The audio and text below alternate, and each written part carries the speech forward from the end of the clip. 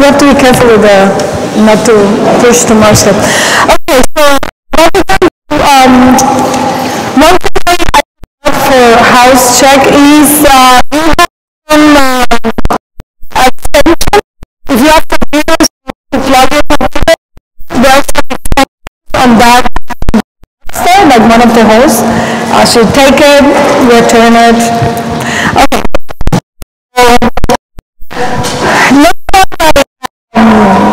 Let's start by people examples, things they think are arte útil. And we're going to write it there, and there are of what. So, like anybody can be from experience anybody. Okay. Be users instead of passive participation. Yeah, great. I think you have to have examples. Users. That's a definition within the glossary. It's an active participant instead of a passive. Okay, great. Can you give an example of something you think is arte útil? So, if you were to start an immigration center, then the user would be someone in need of that service, rather than just going to the museum to see a project. Okay. We're going to put it there for the moment. Then we're going to say why this form, or that's not art. So we're going to get there. Any other example of anything that can be arte útil? Yeah.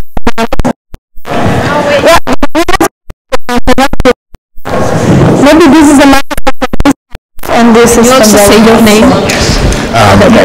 My name is Yerba, and in some way, it's not like arte útil specifically, but in some way, like any kind of corporate marketing or branding exercise with a like call to action that involves a institution asking. So institutions to get people involved. Maybe. Yeah. What's your name? Yeah.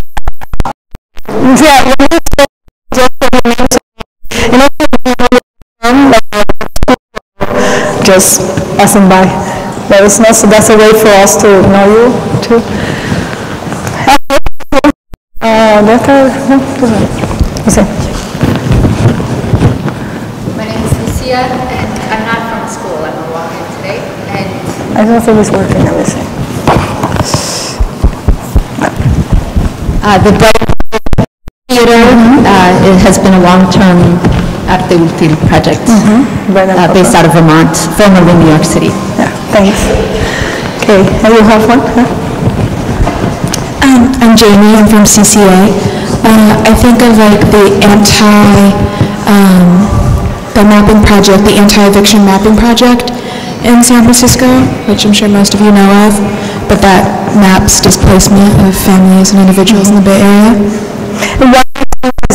If you guys can give a little explanation of why you think is arte and useful. I think maybe just the circulation of issues that are happening. I know in our class we met with a girl who was a part of it, and she talked a lot about how in San Francisco in the Mission there was a fire, and just by bringing awareness to the block where the fire was, and how so many families were displaced because of that arson react, could have, I mean, people walking past that area probably never heard of the anti-eviction mapping project. So I think awareness and just the continuation of circulation and documentation of stuff like that. Cool. So we had that. It's in the archive. Great. Any? Yep. Oh, sorry. Hi, I'm Rachel. I'm independent. I just met Kenny Bailey at the Design Studio for Social Intervention, working on a project called Social Emergency Response Centers. It's a kit that they're enacting in Boston, and a kind of system for setting up emergency response centers for the social emergency that they think we're in now. People can sign up to have a kit sent to them and host events, and there's like a big roll of posters and all of this framework to build an event around. Cool, thanks.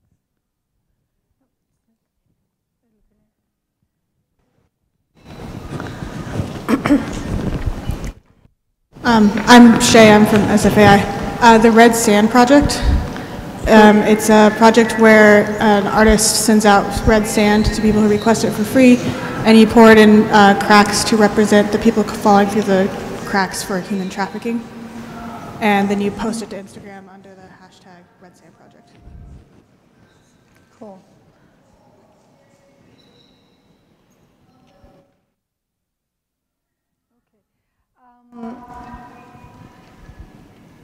Everybody knows those examples, more or less? You guys are familiar with those? No. Okay. I would like to see you defend why that's art. Everybody who presented, I want to defend why your example was art. And if somebody knows the project, like Bread and Puppet is well known, so if somebody knows one of the projects, they can also step in and, yeah. So Alberto from SFAI. I'm going to talk about the Bread and Puppet Theater because they've been active for a long time, and I think it's a great example of how a community can come together and use art to deal with social issues. The puppets are amazing. They're all different shapes and sizes. And I don't think there's ever been any protest that I've ever been to that there wasn't a Bread and Puppet art project in the front lines. And it just brings children, women, men, all together. It's just, that's what I think. Anyway. Okay. It's your time now. No. So with the Immigration Service Project based in New York, I had a hard time understanding why it was art, and that's why I'm taking this class, because it, to me, was not what I understood as what art is. I guess it has like a graphic design. The signage is graphically enticing, and that's about it. So I think I'll learn about why. And I'm from Berkeley, sorry I didn't mention.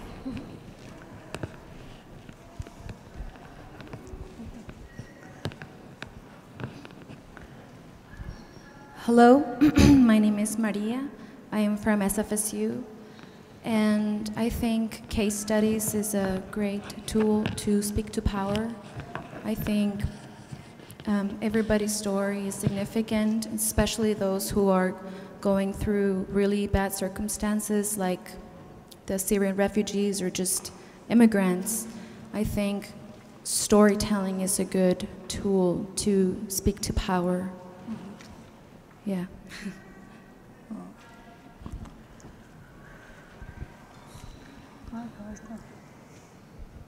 Yeah, my name is Imri from SF State as well. So, one of my favorite projects here was the voting thing, and I think participation, especially in democracy, and I think you mentioned this too, is the performance. So, when there's participation, depending on what that intent is of the project, I think that is art because people perform it and there's a goal behind it. So I could see why there's, it's not necessarily visual, but people perform acts and behaviors all the time, and that's where it could get creative. Cool. Have you seen any project that is not in a museum or is not done by artists? that you think could be arte útil? Have you experienced something that is not defined as art, but people are, like, you see it and you're like having this kind of moment, like, yeah. So,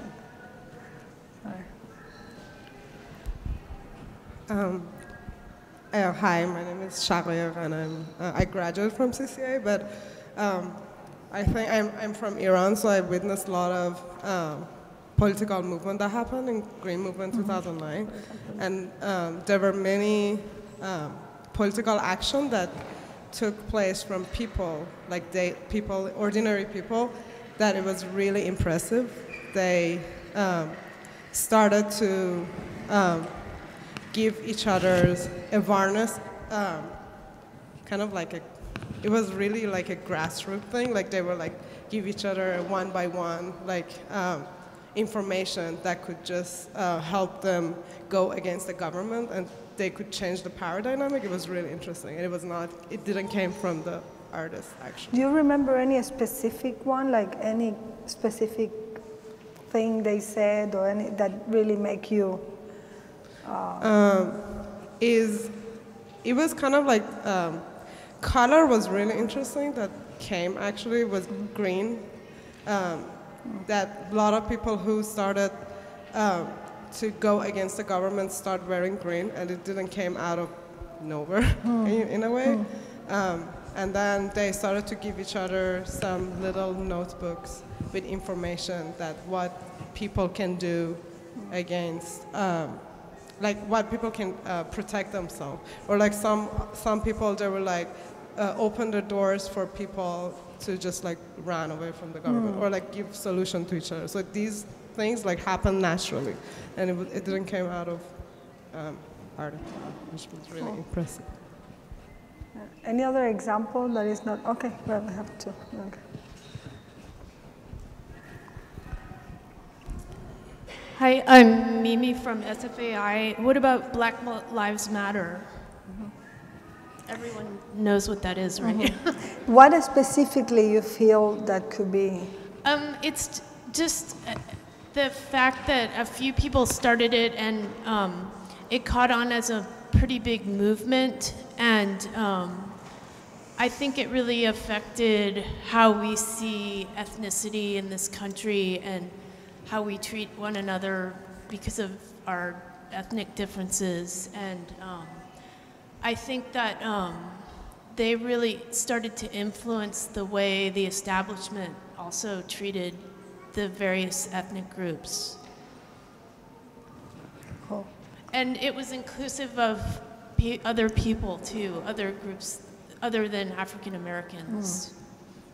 Cool. Yeah.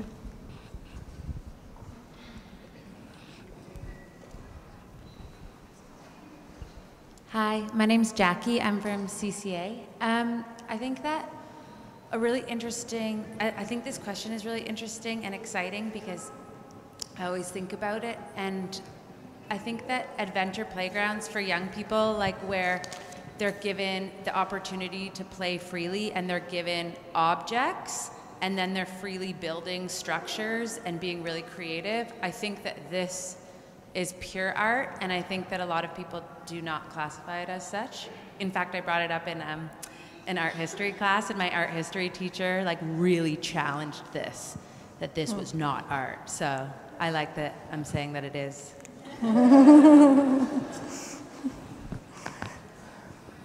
Okay. Hi, my name is Misha. I'm also from CCA.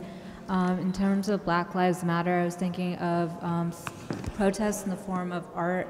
I think of die-ins, which is when people lay down on the ground and use chalk to trace their bodies. And I think that's really, in terms of breaking down protests, looking at those forms of exercises that collectively unite citizens is a really good form of performative art, but also product art.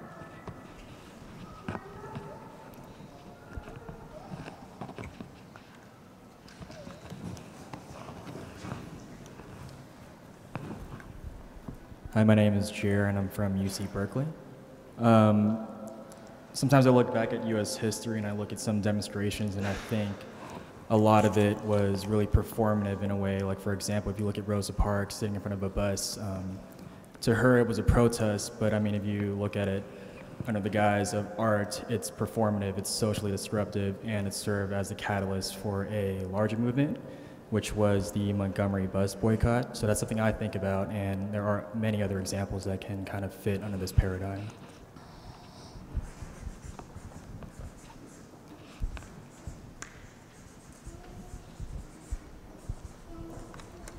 My name's Jerry, and I'm from Berkeley.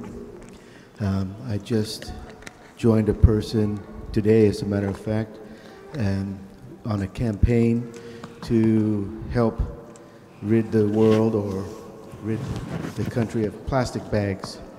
And well, she doesn't have a name for this campaign yet, and you might not consider this campaign art until you see the bags that she creates. They're very beautiful, out of repurposed canvas, like umbrella, colorful old umbrellas or awnings that she reuses.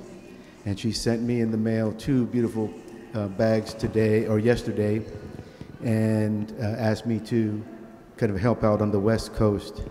So I'm gonna make the bags, or help her to make the bags, and then continue sending them out to people, and hopefully use those bags instead of plastic.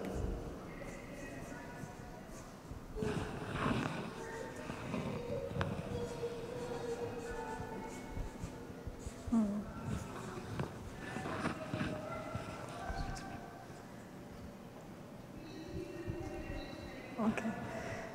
Oh, okay. So we have one. Perfect. Okay. So now I would like to know if you guys can name an actual artwork that we are sure is an artwork. This is in all the art history books. This is done, like everybody agrees. That is, let's say, one of your favorite social engaged artworks. Let's say that. Can people say what they're, yeah. Okay, so you can, did you? Nando again. I think like 2 years ago, Robert Longo did charcoal piece of the Ferguson protests. It was well received, and like it was like on the top 10 list. So that's big. Okay. Yes. We're going to challenge the top 10, but okay, yes. Let's do that. Sorry.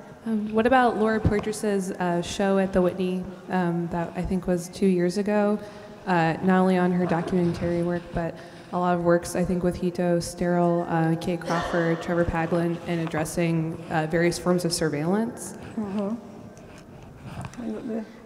Hi, I'm Ksenia. I'm from CCA. Ai Weiwei and his work with the life jackets rescued from Syrian refugees. Okay. You didn't say your name, right? I'm Caroline Senders. I'm a fellow, but I'm not affiliated with any school. Okay, great.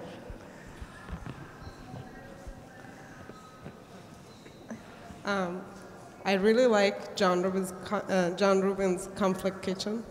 That's really impressive. Oh. Okay. Did you say your name before? Yeah. Okay. Shagaya. Yes. Yes. Talk. Recruit 10, I can't pronounce his last name. Tiramanija. A Thai artist, and he cooks in the galleries and hands out soup. Okay, the person behind you, I think. Oh, that was okay. What the other person? Hi, I'm Stephanie. I'm at UC Berkeley. Mark Dion did a piece a little while ago, Newcomb Vivarium, where he took a a fallen tree from the forest outside of Seattle and relocated it into a greenhouse and is allowing it to just create its own ecosystem in that greenhouse. Cool. Do you say your name? Okay. Hi, I'm Anna. I'm a fellow, not affiliated with a university. The piece that I always go to is Paul Chan's Waiting for Godot in New Orleans. Pardon? Paul Chan's Waiting for Godot in New Orleans. Okay. Great. Now I want you guys to tell what do you think is the most urgent thing we have to solve now? It's only one. We all know the name and the color of the hair, but let's say any urgencies that you think that we have right now. Okay, it's so urgent that everybody frozen. This one will solve everything else too. We can abolish capitalism. Okay, that's the right point. Okay.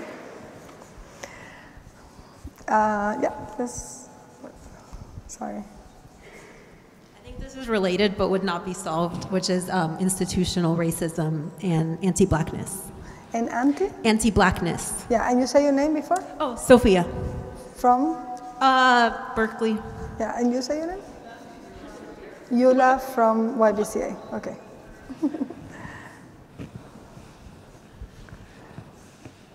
Okay. Yeah. All forms of policing, so from like the Policing? actual police state to even how surveillance can fit into that. Cool. Global warming. Okay. We need to be a little more specific. But yeah, we get in there, we get in there.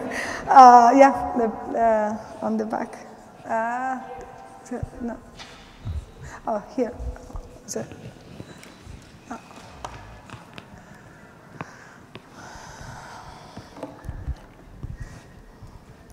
my name is Amina, and I'm from SFAI, and I think divisive politics, whether it's on state level or in the media. Divisive politics. Okay, yeah. Jennifer from CCA. To follow up on global warming, I think it's about reliance on fossil fuels and synthetics and thinking about the world as a natural cycle versus an Then let's put a, yeah, exactly. anti-natural cycle. Great. Islamophobia. Would that go in with institutional racism and blackness, or you think as its own thing? Yeah, you wanted to put it, okay, let's put it next, okay. Hi, I'm Maya and I'm from Dublin. And I'm going to state the obvious, but sexism, patriarchy. Okay. Again, will you put that in the institutional racism, anti-blackness, Islamophobia, or, okay, so maybe we'll put it on that same section, I guess. Okay. We don't accept shy people here, just for the people who go on the back of the classroom.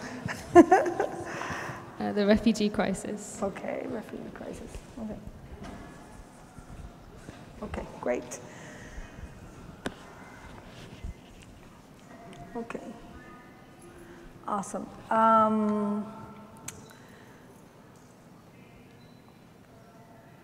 Okay, great. So, I want to start the next part of the exercise, but let's see if we can do this.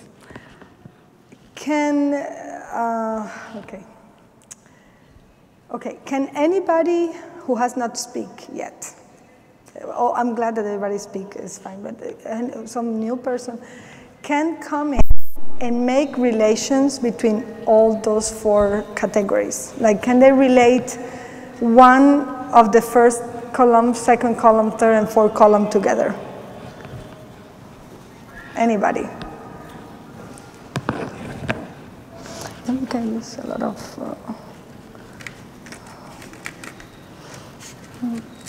they will have a different color.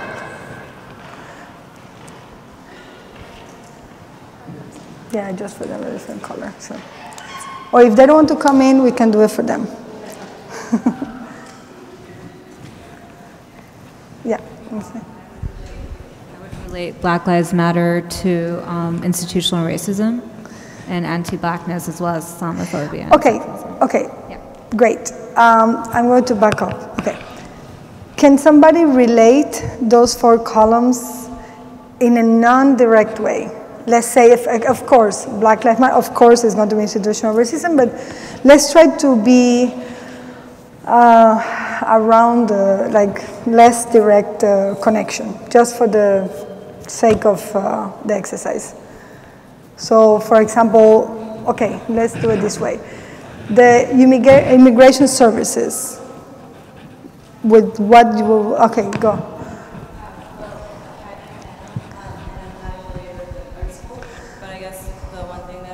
Is that there are a lot of these are responses to social issues or systemic oppression. Mm-hmm.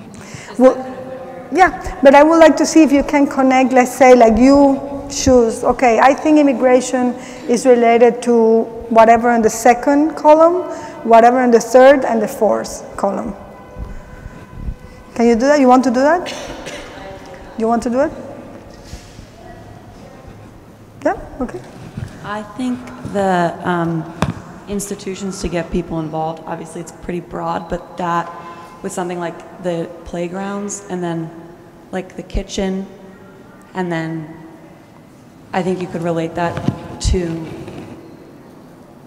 the institutional issues that we've pointed out, because they're all speaking to kind of groups and institutions that like utilize things but also have created problem. Cool. Okay, so let's do this first reiteration. It doesn't have to be only one. We can do several. So it will be institutions to get involved, adventure, playground, and then we can do this.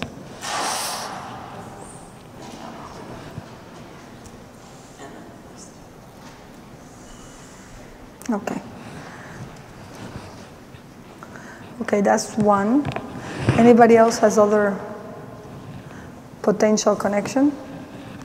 Well, we can, I mean.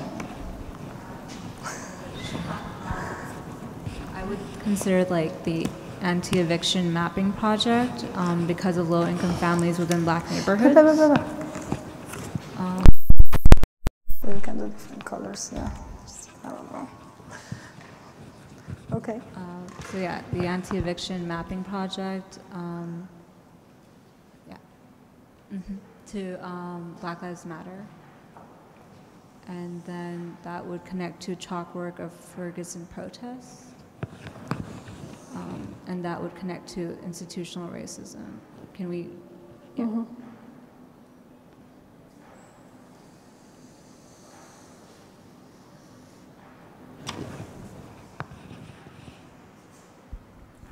Okay.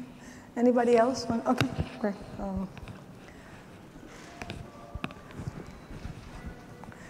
Microphone. Okay. Oh. I was gonna do almost the same connection, the anti-eviction project with the Black Lives Matter, but then my last would be capitalism.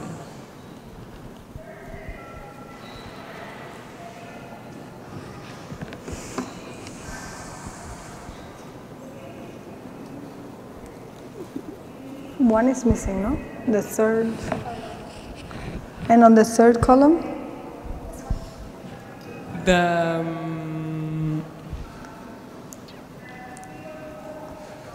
I would say refugees. Syrian refugees. But they have Syrian refugees? Okay, Syrian refugees maybe. That one, maybe. Okay, cool. Okay, let's go. We have to do all of those. Okay. Hi, I'm Joanna from SFAI, and this is a little abstract, but thinking about color, the Red Sand Project, the Iranians wearing green, the life jackets, I see the orange, and anti-blackness. Oh, okay, great. You say you, okay. My name is Randy, and I'm also here independently. I'm seeing a connection between the Red Sand Project with the protest die-ins, and then from there, life jackets, Syrian refugees, and from there, the refugee crisis in the fourth column.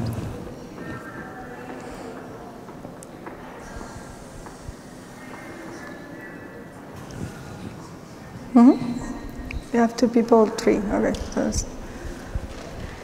and then you later. Okay, great. And then also you want to.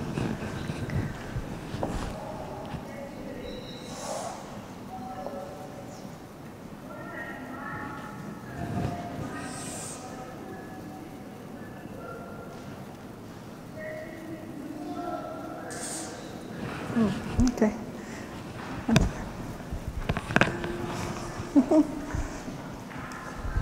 I was thinking about shifting dominant visual metaphors and thinking about the bread and puppet theater and wearing green. I can't see.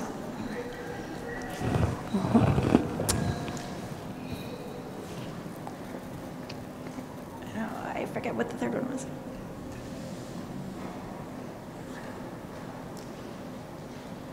I think the chalk work one.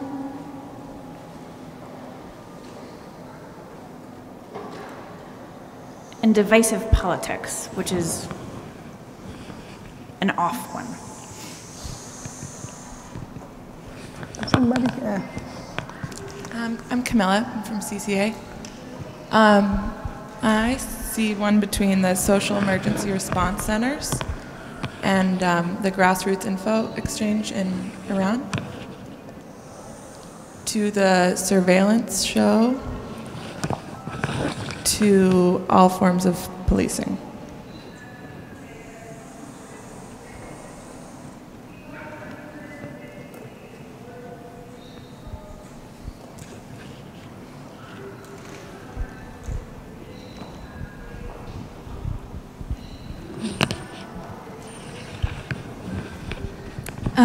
Can I do users of immigration services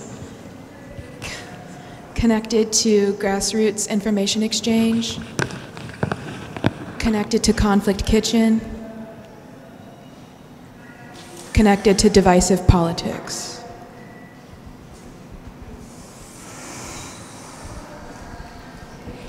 Okay.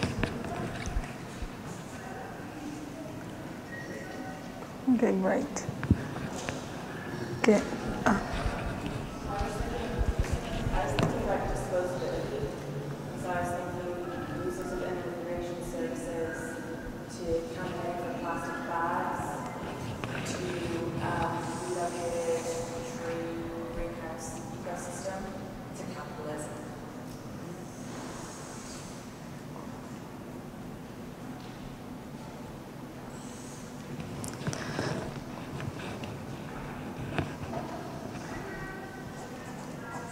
Okay, great. So let's give an applause to what's your name again? Kathleen. To Kathleen, thank you. This is your first assignment. In a minute, we're going to talk about this. I always start with figuring out what people know and what don't know, and this is kind of understanding where we are in. I'm 10 minutes earlier, but I'm going to start. Is that okay? Is that okay with the people? Is that okay? Can I start? Okay. Okay, so this is going to be the assignment. the first assignment you will have. As soon as I finish doing my presentation, which you all are invited to interrupt and stop and question as it goes, we're going to divide the room into whatever institution you belong to or you come from, and if you are independent, you are, and then we're going to do groups that contains people from each of the institutions, each group.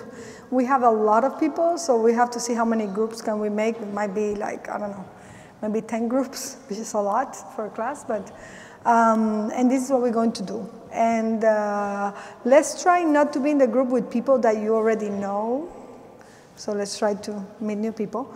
And what we're going to do is to take one of these connections that were made. That's why you have to participate, because otherwise other people will decide for you. So you're going to be taking one of these connections, and you guys are going to work on an assignment or an exercise on Arte Útil. So we'll see. And that's what we're going to do after this presentation. That as I say, please interrupt, please stop me, and and we are going to, yeah. Okay, so we'll talk about this a little later. So I think it was, yeah, I think this is one of the reasons why we wanted to do the School of Arte Útil, because right now there is all of this happening in a more urgent way than ever, although these things have been there forever. We just somehow feel that things are at stake, which make me very nervous, because if tomorrow they take off Trump, we're going to relax, which we should not. So, also because it's Pence. So, sorry. It's not an art school, so I can say whatever I politically. So, and yeah. So, okay, so basically, do you want to take 5 minutes or something? No? Okay, you guys tell me. Okay, so basically, I'm going to start explaining. It's going to be weird because it's going to be between what Arte Útil kind of is and between how I arrived to this and how all of this is happening now with the association and so on. But as an artist, I always ask myself, what is art for? So basically, I think the question has been not so much for whom is the work, let's say the strategies you have to communicate. It has not been so much how it's going to be done. So it's not about the technique, it's not about the kind of reiteration of this desire to communicate. It's not about when to do the work, because also I'm a very firm believer in the idea of political timing and specificity, so I know exactly that the work should be when it's needed, done what is needed. But for me, it's more what is art for? And I think this is a question that, at least when I was a student, I was missing.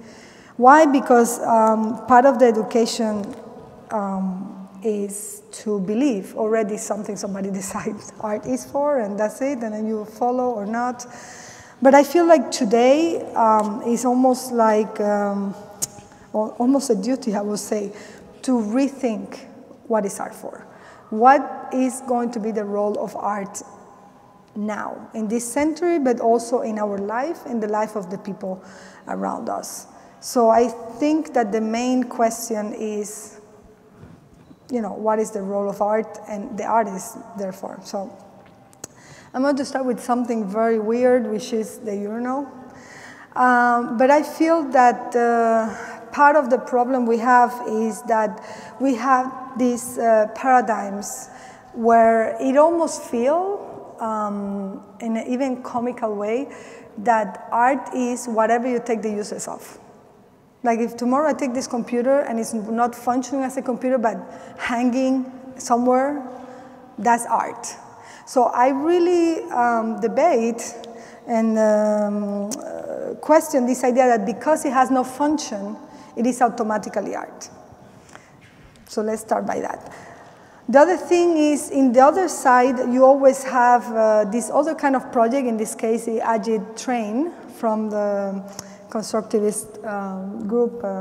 And you have these other kind of projects which are social, which are really contrary to the urinal that is putting life inside the museum. This is kind of like, okay, let's bring art outside to the people. But what happened is that both of those have defined almost like two parallel discussions that are confronting each other most of the time, which is, okay, people who believe that art is to be looked at. So it's basically a kind of passive activity that entails privilege because you have the opportunity to be in front of something special. But the objects, they don't demand from the object anything else but the mere presence and its aura, etc. But then you have people who say, no, art is to be used for something, to be put at use. The problem with that discussion is it's 100 years old, and we're still stuck on it. So I think it's time to move on from this kind of discussion, especially because I also feel that one of the main questions that we should have today, because all of these are strategies, none of these are the actual art, these are strategies to communicate things, etc. But I almost feel that the question that we need to have now is thinking about what is the afterlife of art. A lot of people are focused on the making of the art, or they're focused on what they feel like this need to do this art, and they concentrate that, or they concentrate in kind of producing the work, creating the work, and exhibit it. But for me, the question is, can we focus on the afterlife of the art? And of course, going back to this previous example, generally these two fighting friends are saying, well, of course, the afterlife will be only the market. People who don't believe in objects will say, of course, they take the value of the work because there is no afterlife but the market. And other people think that the social projects or political projects only get to be propaganda, therefore they are not art. So both of them invalidate the art anyways. But I also think that most of the people who are not in the art, they access art through design, which is interesting because so there is this new kind of trend or practice in which a lot of artworks are very visual, are very Instagrammable, some of them, and actually the afterlife is the living in people's lives through design, meaning through being part of the cup design or being part of a wearable in this case, etc. But what does it do to the work? That's also the question, And I feel like what we have to do as artists today is taking control of all these co-optation processes that are done to our work. Like, an understanding that the work we do is going to have kind of an erosion, is going to have some dateness, you say, when something gets dated. So it is going to lose the impact, the previous impact. And I think it's important that we as artists take control of this afterlife and how we want the art to enter the life of the people. So, as I say, in face of fear of low resolution, meaning in the fear of many artists have that the work will lose the message, especially what we're talking today here, I think we need to focus on a slow art. We already have a slow food, so we can do slow art. What I mean by slow art is that a kind of art that generates an ethical ecosystem. It's an art that takes the time that is needed to enter people's life. So, and of course, that means that the work cannot respond to the quick easily tiring and bored life of the art world, but it has to enter in the life of the social temporality of life. So what I mean by ecosystem is also the idea that especially the work can constitute not only a single experience that you enter and exit easily, but also can become a way of life.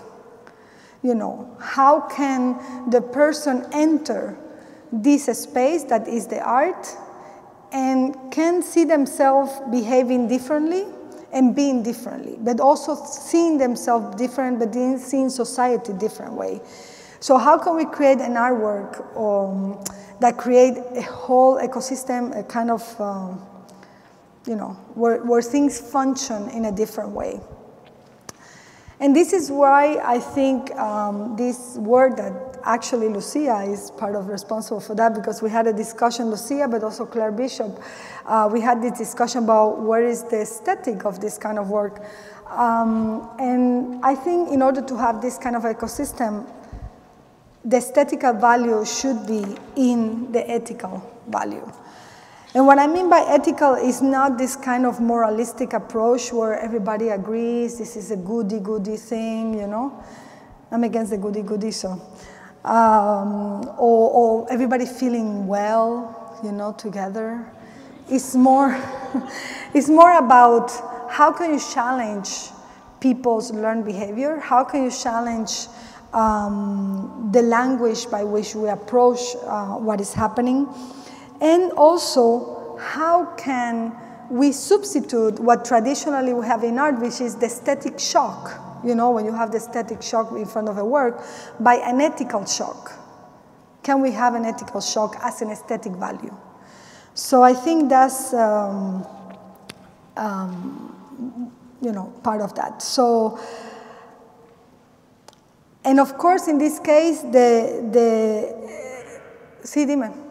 Yeah. Yeah?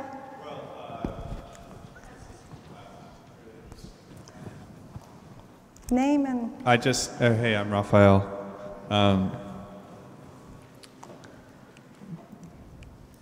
In regards to replacing aesthetic shock with ethical shock, do you think that that's possible? I mean, it seems like they're on different planes, just in the sense of one is so visceral and the other is so slow and maybe cannot be absorbed in the moment of a shock.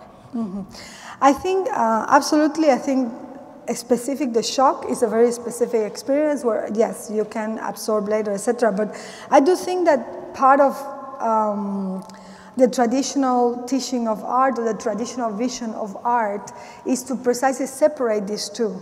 Separate the ethics from the aesthetics, in the sense like what you're seeing is an autonomous artwork that is really related to its own world and its own, you know, faculties, you say. But in this case, you can actually, for example, I always give this example because I think it's clear, at least for the United States. When you see the work of Rolling Jubilee, where they bought, you know the work, right? So they Just bought... say the name again? Sorry, I Pardon? didn't hear the name.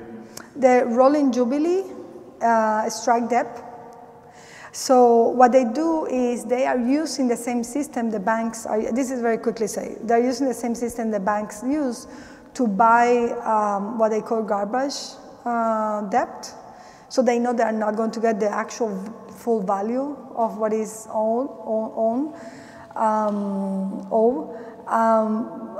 And this group of artists and activists got together and worked together with one of the people who are in this world.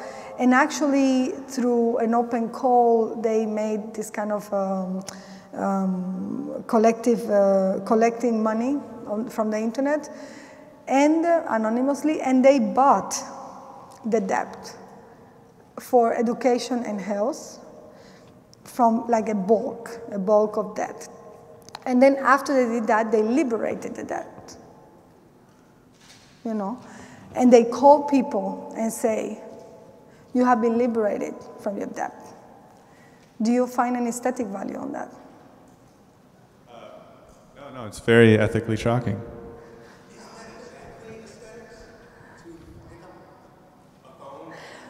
I don't, yeah. Yeah. I think maybe I should not have used shock, but okay. But I think what is the aesthetic experience is not the action of calling, is the actual generating a gesture that make you think that, yes, things can be done differently. That they are, because part of what happens is that we are used to think that the things are like that because that's the only way, or the best way, or the historical way, and then that's very hard to change because you're like, okay, it's impossible. But by doing that, several things happen. The first thing that happened is like you all of a sudden realize, wait a minute, things can actually change very quickly, very easily, not very easily because it's hard work, but I mean, with a gesture like that, by changing things that are completely absurd, you know, and completely unfair, that's, for me, the aesthetic is in that, is in the moment, not in the calling the person, which will be probably, if you locate the aesthetic in calling the person, you will be talking about social engaged art.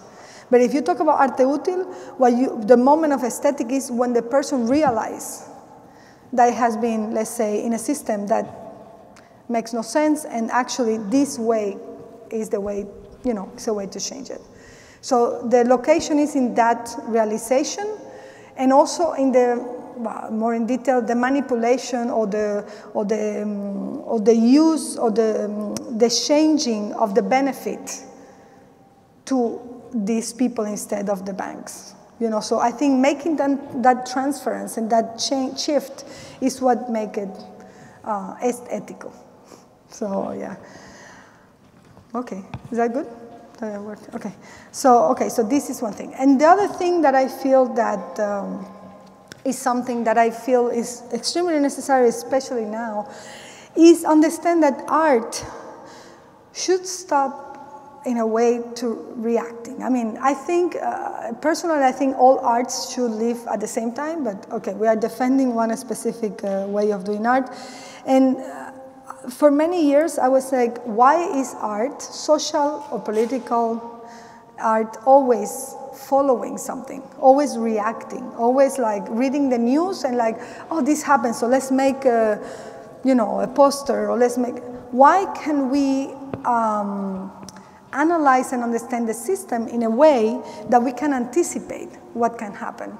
And then do the art not for exactly right now, but for a little before.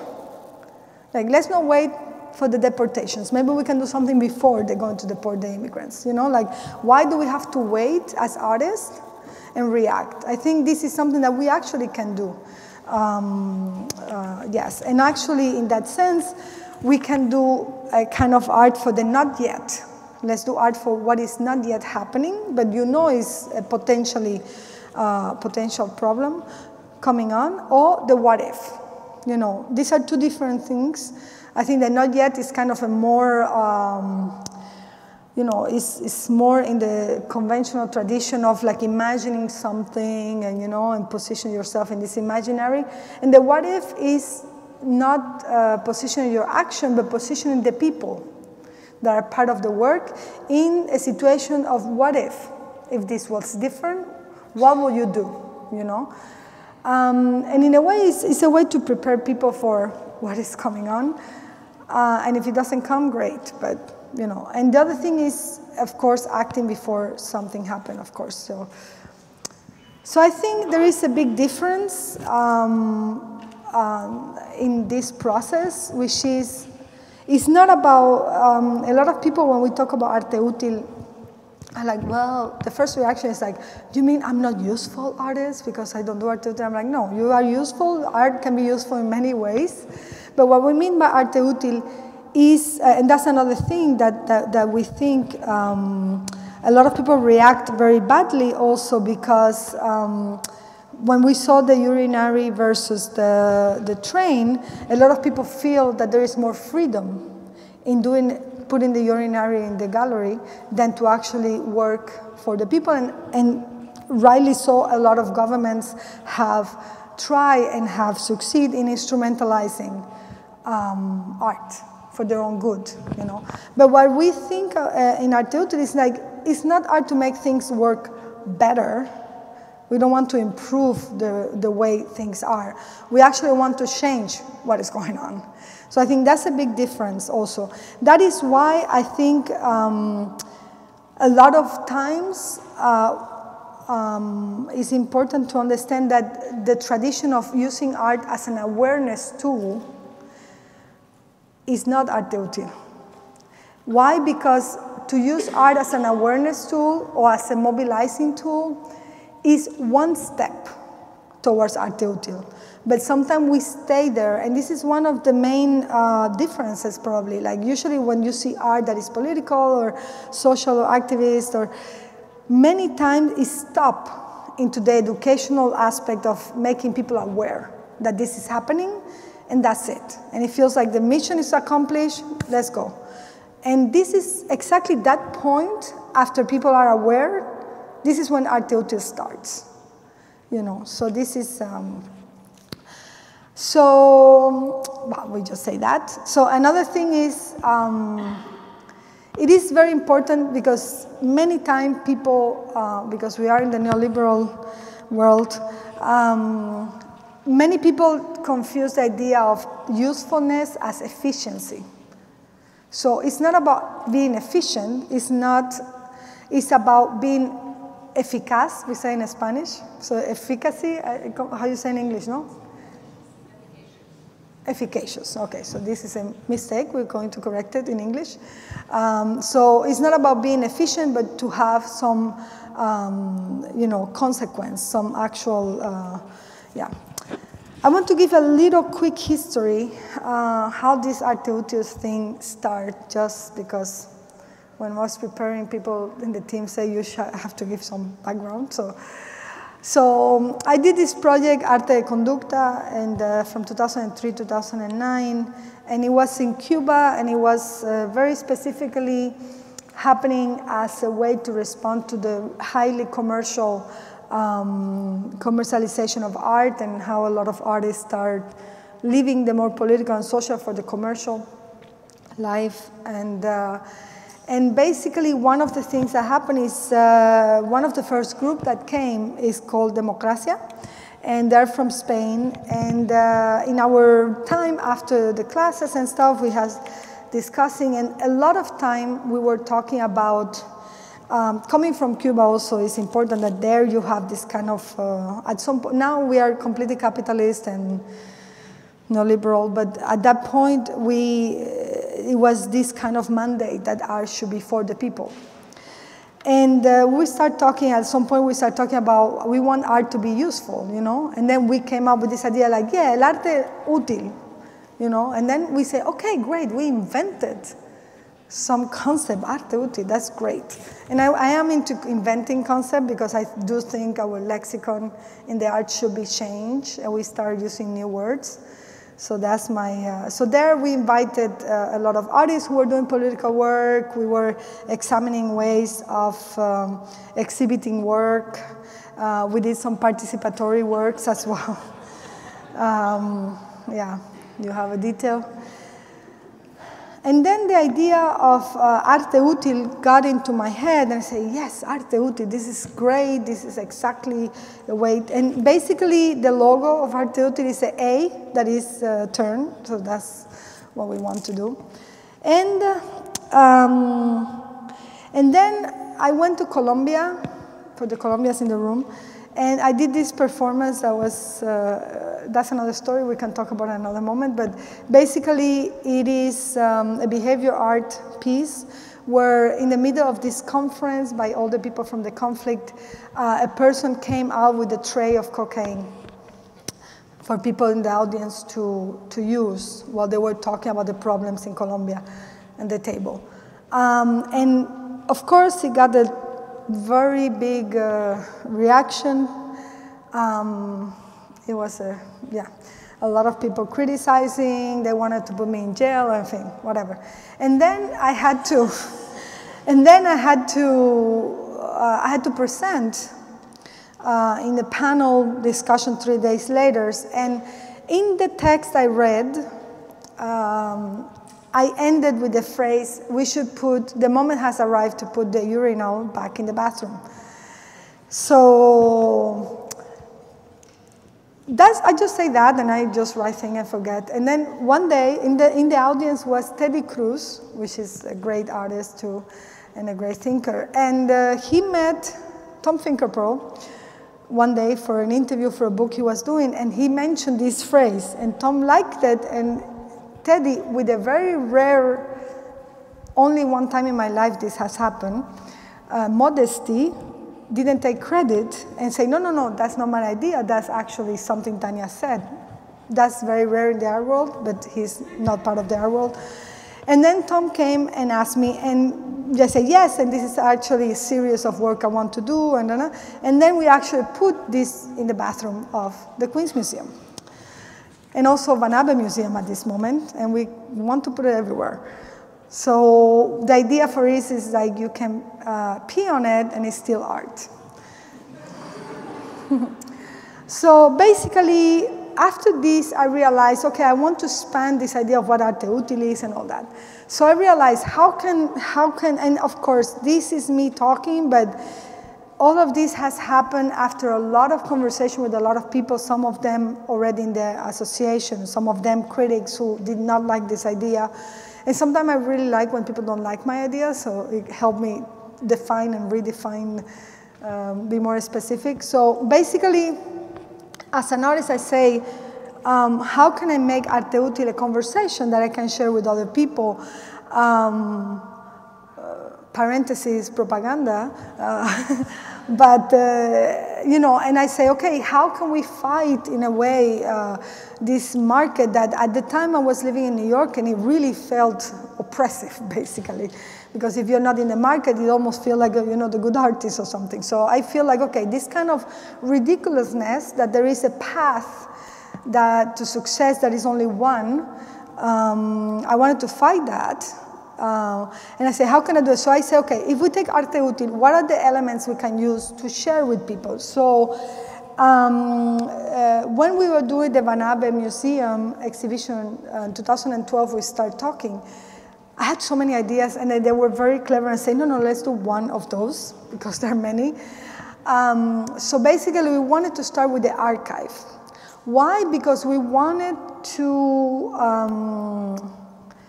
demonstrate that arte útil exists. You know, that we had now 256 case studies. So basically, we wanted, the first step for arte útil was to tell everybody, hey, this is here, it has been here forever. We even have case studies from the 1800s. So we even think this is coming from, has a long history, a long art history.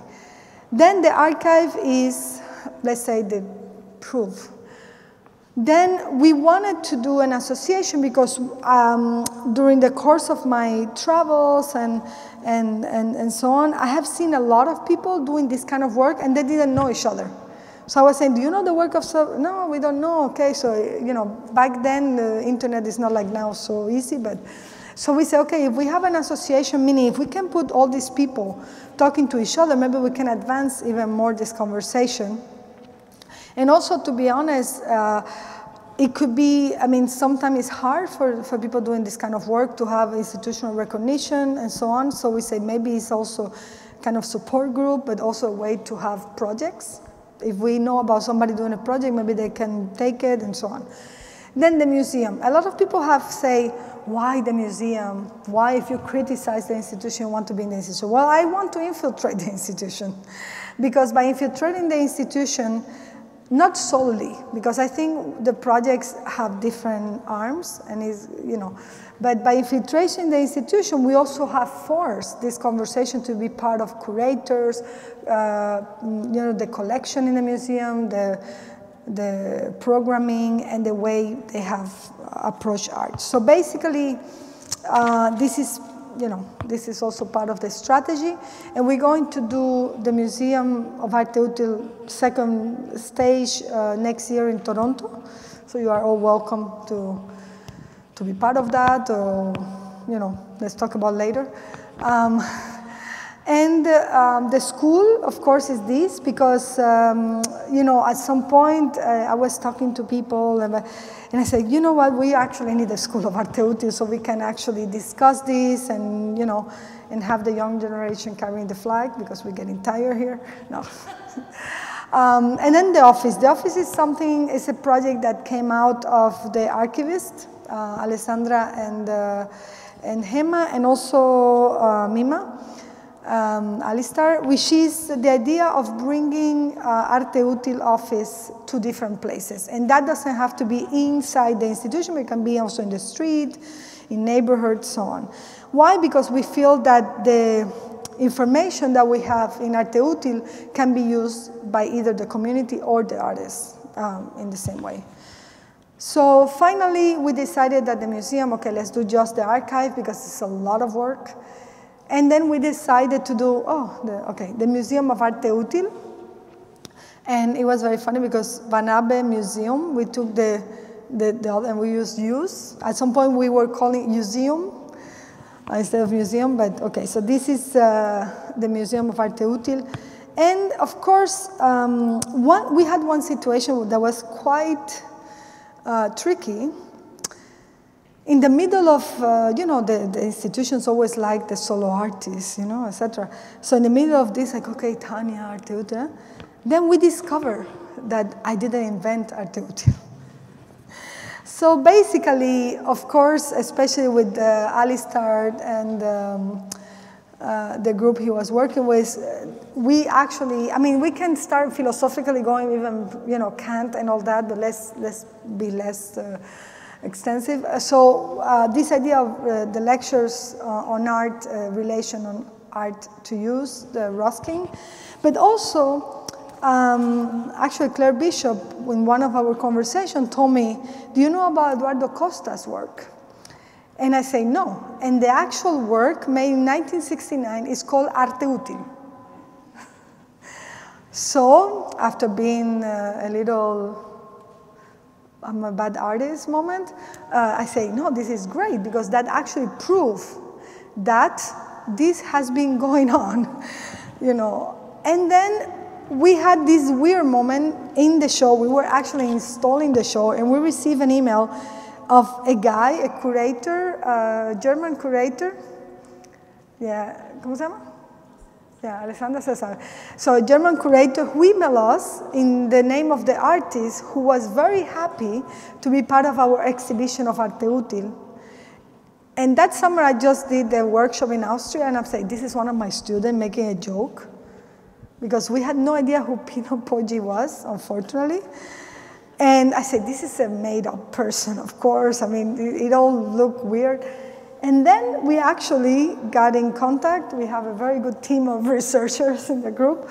And actually, Pino Poggi not only exists in his 80s in Italy, in the middle of, you know, outside of the city, but actually, he actually wrote manifestos of Arte Útil in 1965.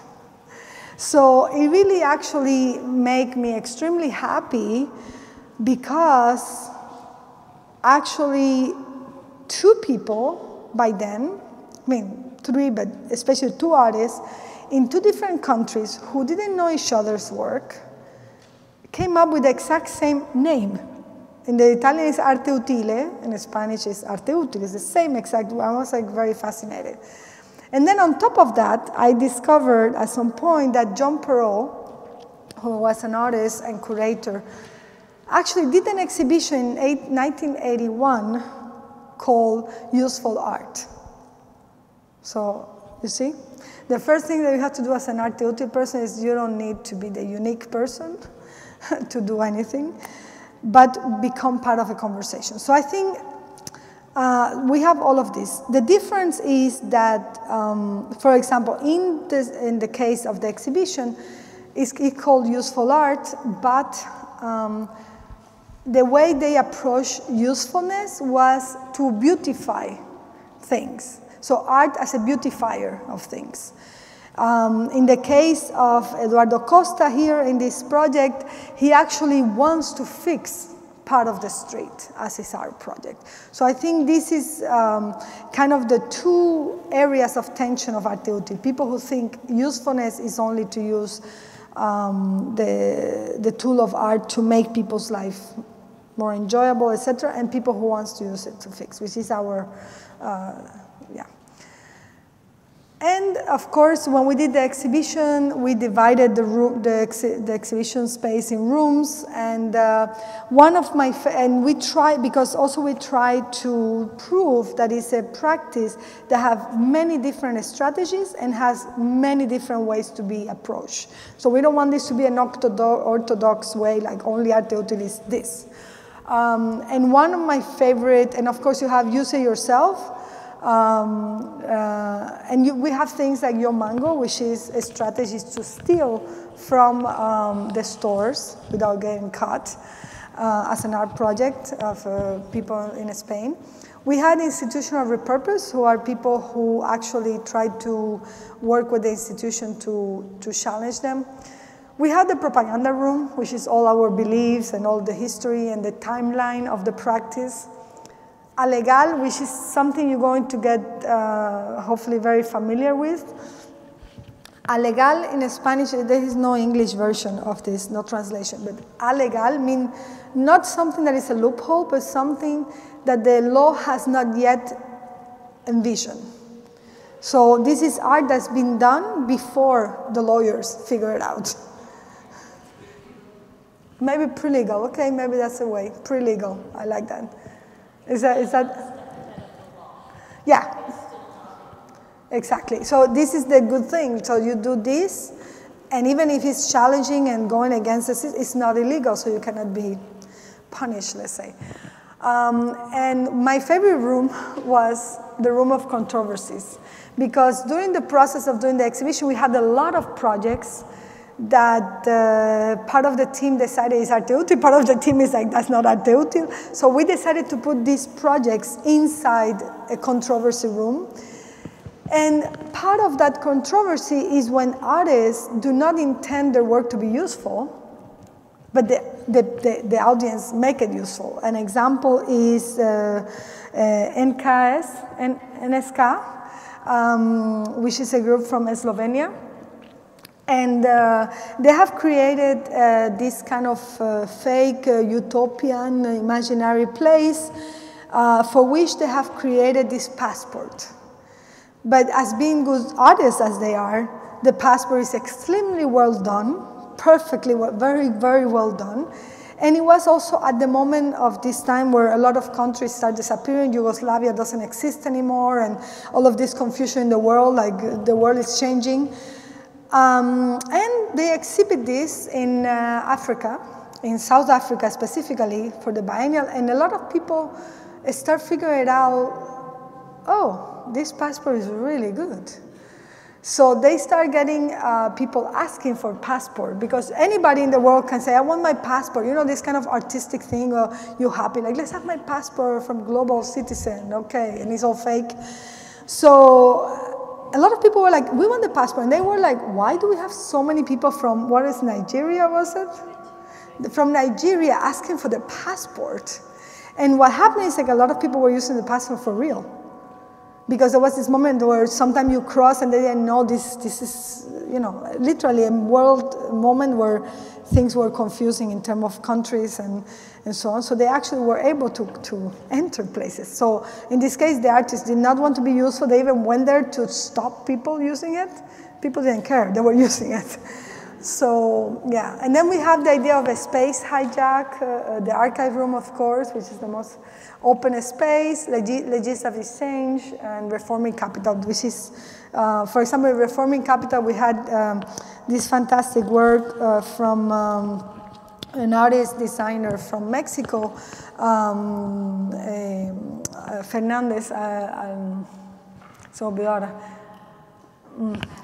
Carla Fernandez, and for example, what she did was great, because she realized that a lot of design companies have been taking the traditional indigenous patterns from the community and then make it into very expensive things, or they ask these people to do, because it takes a long time to do it for real, so they are in a hurry, so they copy the pattern.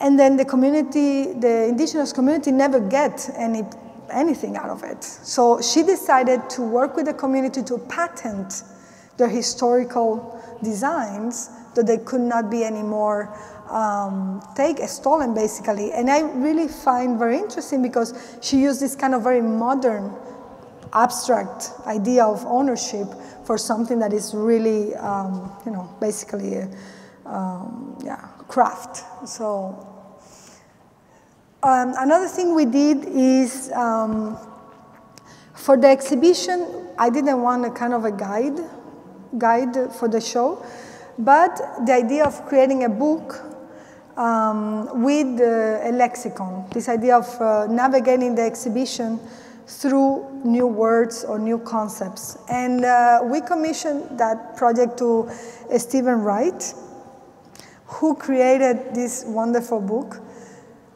And one of the things that I like the most, and actually this is how this idea of the usership and all of this came out for this in the discussion, but one of the things we all like a lot about this lexicon is that he retired some concepts. So he decided that some concepts should be not used anymore to talk about art. And I think that's a pretty nice idea. So basically what happened after all of this is, of course, the artist become an initiator, meaning that you don't own the work. You only kind of generate the work, kind of start an engine that hopefully continue on its own later. And also that changed the way we talk about ownership. I think one of the big challenges also in social engaged art is that to who the work belongs, who owns the work, and therefore who benefits from the work. So basically, of course, the expectation becomes a user, which is something we have to discuss here because it's not user in the sense of the gaming culture, especially here in San Francisco and the computer, but it's more about empowering the user. And of course, a museum will be a civic space, which is very easily said, but it's very hardly done. So yeah, so very quickly we came up, something we're going to discuss later, we came up with a series of criteria because at some point we say, well, how can we choose this project, no? And then we came up with this kind of criteria. So basically, what we want Arte Útil to do is to propose a new use for art in society. So we want art to be seen as something other than it has been before. Use artistic thinking to challenge the field within it operates. Why we say that is because a lot of artworks get pleased, very extremely pleased, by just either taking something out of another field, whether biology or engineering or something, and just bring it back to the art world the same way they did with the urinal, and everybody's happy, in part because we are all ignorant and we didn't know that was happening for 40 years in biology or genetics or whatever. And I think part of the challenge of Arte Útil is that it should be something created that also influence both the art, but also the other field that is addressing. Of course, respond to current emergencies, operate in a one-on-one scale, that's very, replace author with initiator and spectator user, have practical beneficial outcome. Oh, I think we cannot see the other ones. Oh no, 1 second, let me do this. This is too small. Oh, okay. I put too many spaces. So, okay. So basically, operate, and then have a practical and beneficial outcome for its users. This is very important because, as you know, of course, a lot of social engaged projects and relational aesthetic projects looks really beneficial, but to be honest, when you start dishing a little bit, the only person who benefits is the artist. So the idea is not to do an artwork like when one of the open calls that we did for the archive, somebody sent a project and say, because this will benefit my career and I'm going to have a show in the Van Abbe Museum. We're like, okay, that's not Arte Útil. That's you being clever.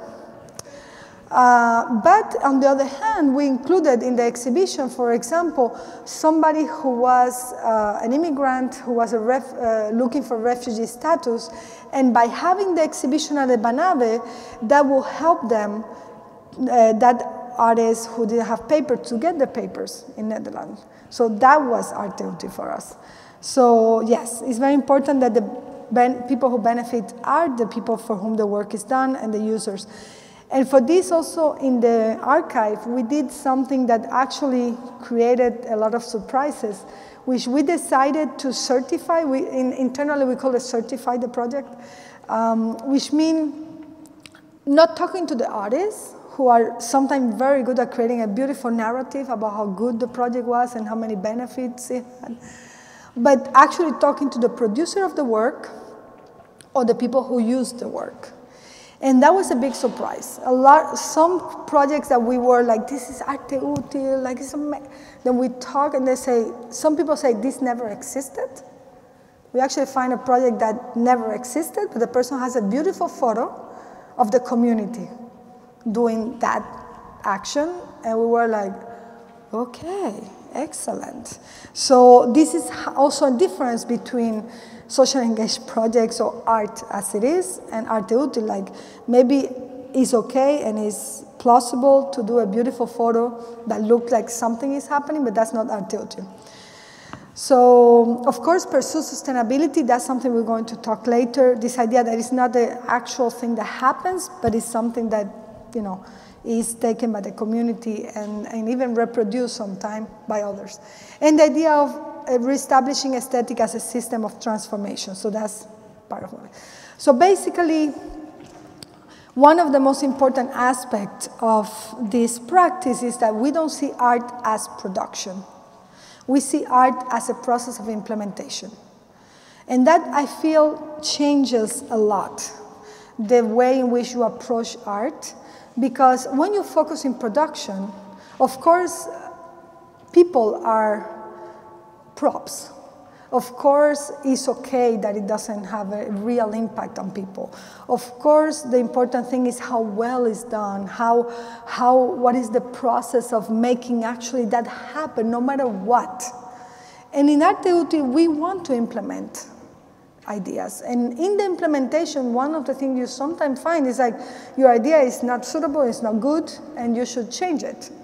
Or maybe say, maybe this work should not be done, and you leave.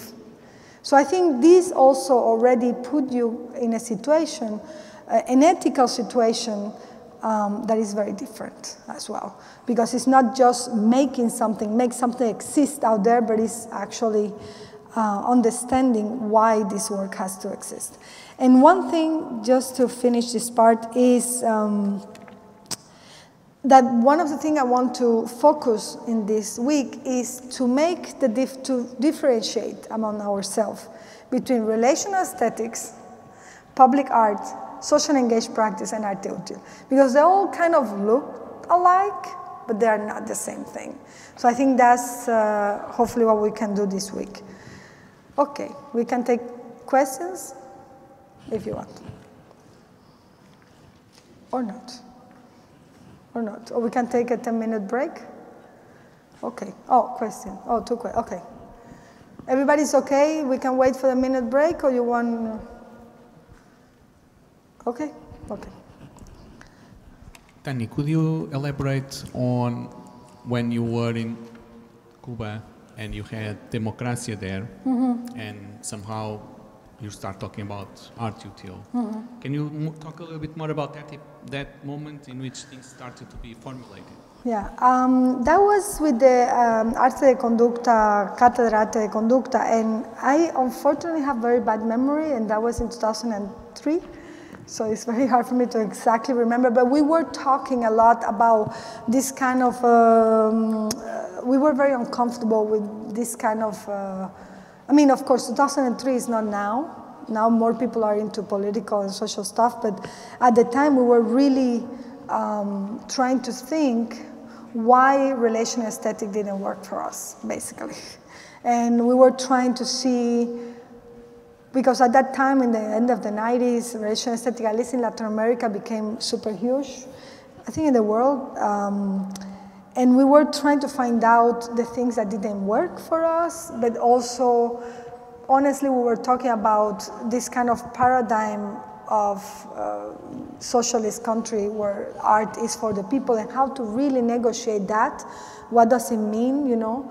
And that's how, during beers, that idea of utilidad, ser útil, and this is, of course, something that is not alien to the political discourse in certain places. But yeah, and we were talking about kind of, I think, at least in my, I don't want to talk for them, but I think in my part of the conversation is my uneasiness to see how quick things were accepted in the art world and how low the bar in a way is in terms of like the expectation of what can art do, you know, and my frustration of like, okay, I can do something, you know, is the outcome irremediable commodity, like can we do something else, you know?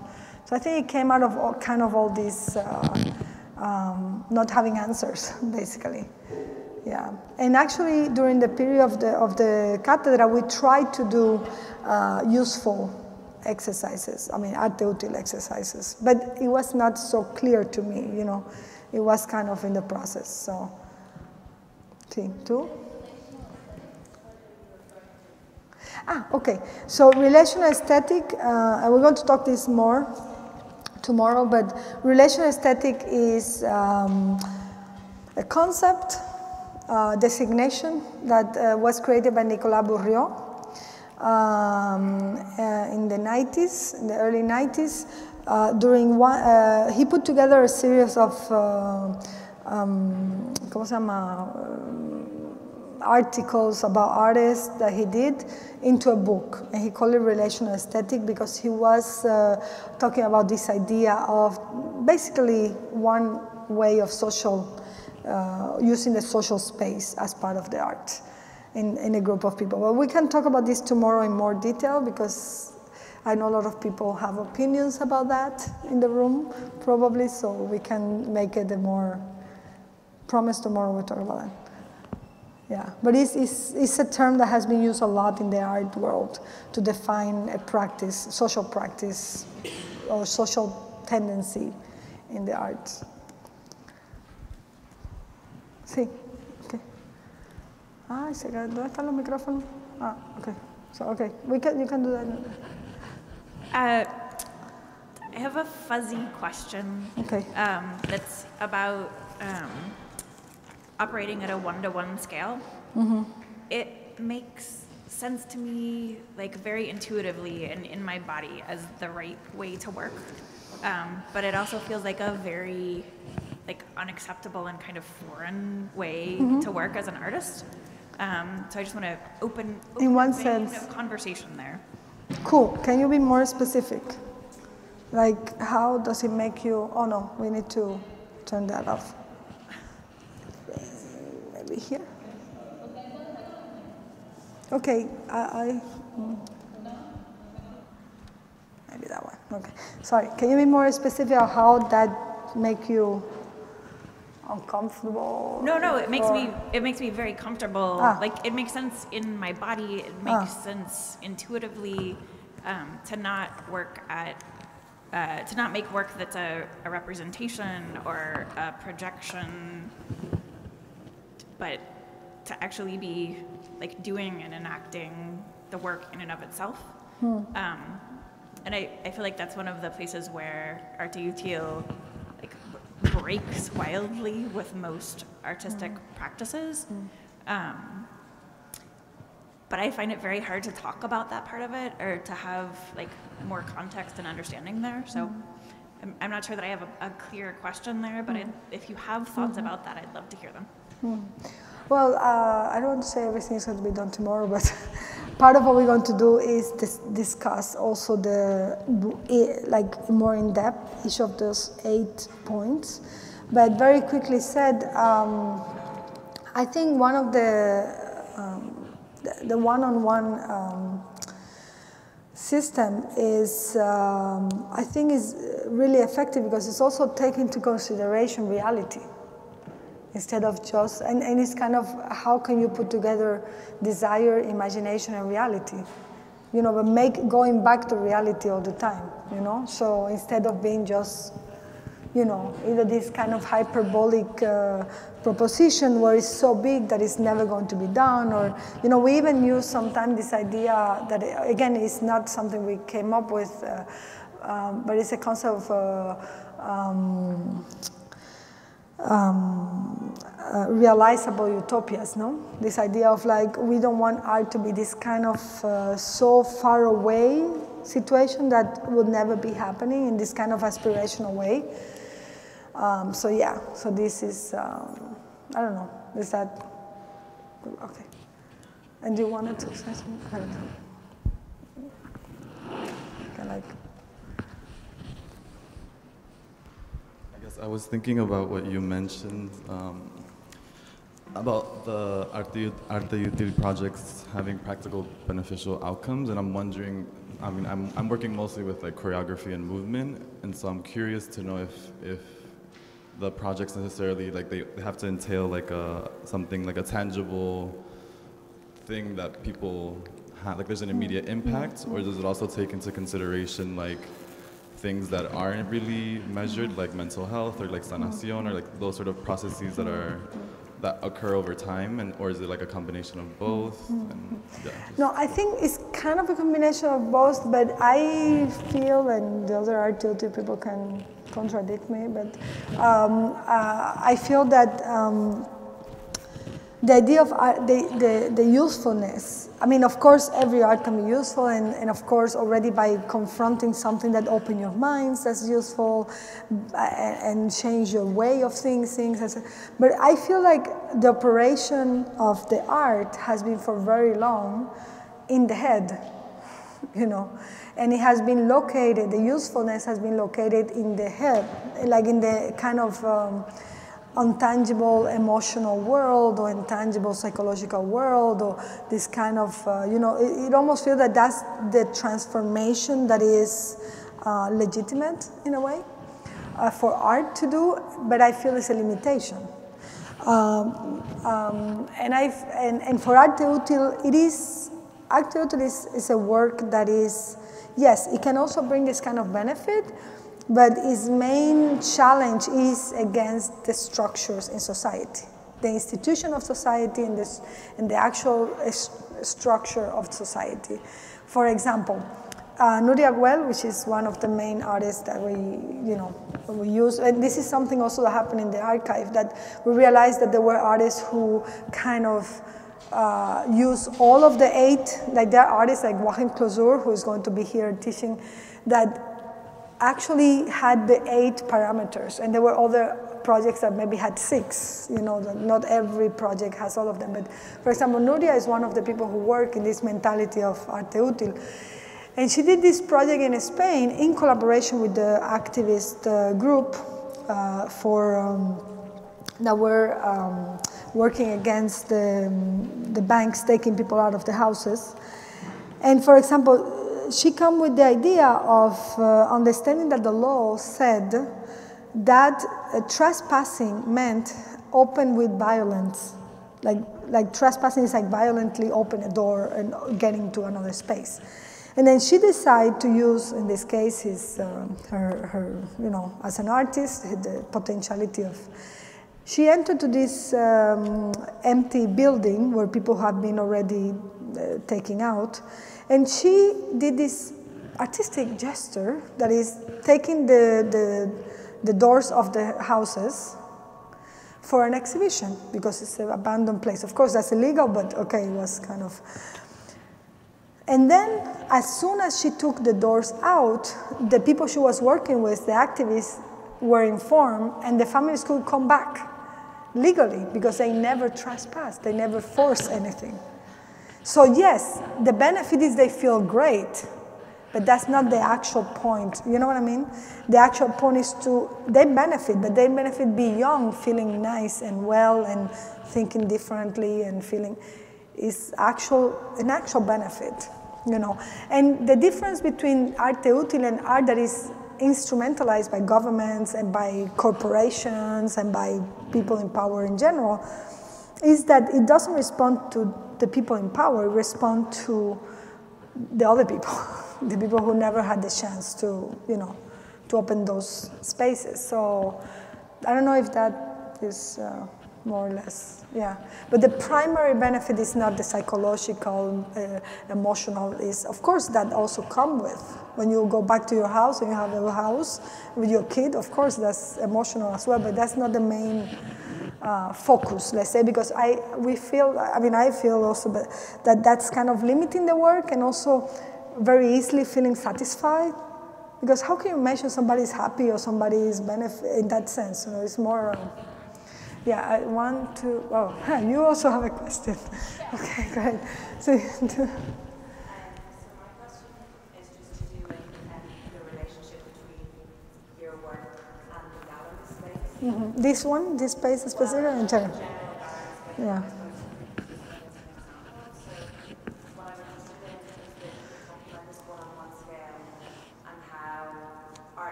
You're limiting the audience, you're limiting the users, and it's a very like elitist realm of existing in. So I suppose I'm wondering how you negotiate that, and also how you negotiate then the relationship, the language that you use around your work, talking about yourself as an artist and where you find your funding, like you're finding it from art institutions, and how like the relationship, how you have negotiated like and prevented your work being instrumentalized by the institution, and you know how you found that relationship there. That's a good question. So well, all of them are good, but that's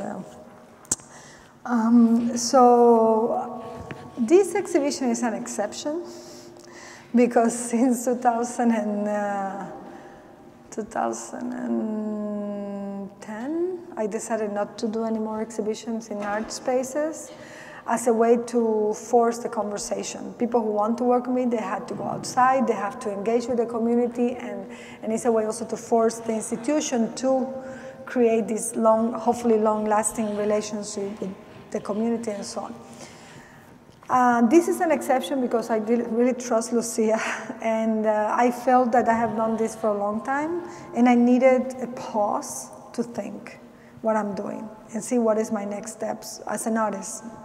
And I feel like a survey show is a good format in part because more than what you see is all the discussions we had in order to arrive here. So that's an exception. But other than that, for example, the fundings. I mean, unfortunately for the work, because the work sometimes suffers, especially when you're working with other people, yes, I use my name to take grants and so on. But it's not as easy as you think. Like I, for example, applied for a Rauschenberg grant and I didn't get it. So that doesn't mean that I will get everything. And it's not an easy life either. But yes, I do try to see consciously if we can deviate the fundings for subjects that I feel should be paying attention to or should be part of the conversation in the arts, not only in the activist world and so on. So, and also it's a way to not defund the small resources people in the activist world have. So it's a way to say, okay, let's add instead of take. So I think sometimes that creates a lot of contradiction because you use your name for that, then the institution wants to use your name to legitimize the project, and then you work with the community. So this is always a headache. But it has been, more and less successful depending on the project and depending on the institution and how steady they get. But for example, and also the press, many times they're like, oh, they want to talk to the artists, And I was bringing the community and saying, no, I want to talk to you. And it feels like these things still happen. And it's because I come from a traditional art world and I've been 20 years doing this. I mean, if I come from another place, maybe this would not be expected. But, Yeah, so this is part of that. So yes, how to be instrumentalized by institution. Yes, there is always some sort of, taken from the institution, they use you. But I always feel that, for example, when I work with institutions, I always try to see what can be changed in the institution. And almost in a way, I try to put their propaganda at test, So this is, I think it's a mutual use, instrumentalization. I try as much as possible not to be too much instrumentalized, not to be used too much, especially because I make them crazy in terms of like saying yes to things. I know they're going to say no, and we use all the time on that.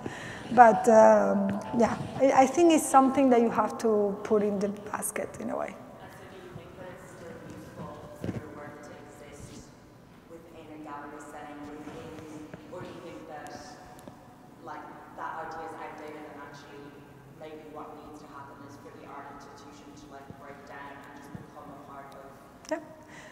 For example, the fact that, this is a great institution, they're trying to do like civic engagement, they have all these people who are really, doing amazing work, but the fact that you go to museums in the world, except like Louvre or whatever, like this kind of encyclopedic museums, maybe, and the spaces are empty, So in this case, for example, I came several times and I said, okay, what I want is to fill the space with people having discussions. So either on this or also in immigration. So it's more about that. I personally don't feel so comfortable in that set. I prefer doing things that are actually, personally, I prefer to do things that nobody knows is art and they're not so sure is art. Then I'm happy. But okay, here we're doing this because it's updating, but yeah. But do you have a question? Okay, one of the Alessandra, one of the archivists, okay. Okay. Can you remind us why it's important to become an initiator instead of being an author? Yes, I think, and again, hopefully all of this will open up during this week, and also the individual meetings and so on. But I think it is important to change this concept because the expectations and the idea of entitlement that people have when they think they're authors. First of all, to be an author goes to exactly this kind of entitlement that you own and you benefit also, and you are the one that take credit for something that you do, no matter who else is part of it. Like you have artists who have a studio maybe with 15 people working for them, but that's the artist, that's the author. And why don't you take credit, so, and of course in this case because there's production, so it doesn't mean it's the author, But I feel like this idea of initiator is important because, first of all, you don't complete the whole work and the whole idea until it is put at test in the community or in whatever thing you're going to do. For example, and also because not only no inspiration, because that's not, but the information comes from. Sometimes you think that the author, an artist, is in the bed looking at the ceiling. It happens a lot, and then you have an idea. But if you are doing these kind of projects, you might do that, but the information who lead you to that is not yours.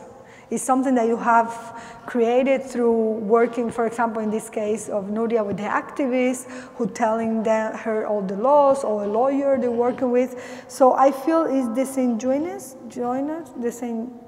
dishonest, let's say, to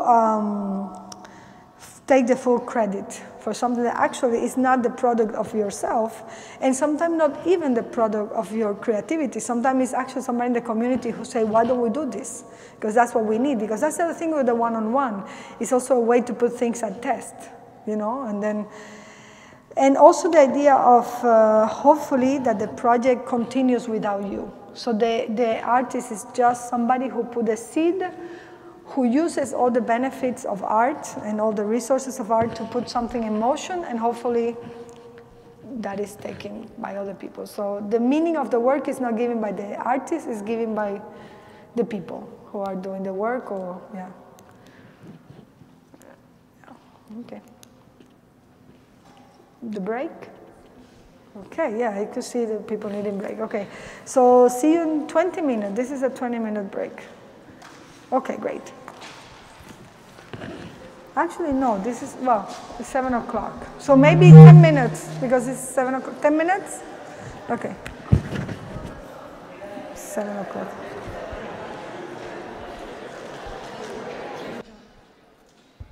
These are crazy. Why? They don't work? Crazy situation with the mics. No, we have to find out how to do the mic.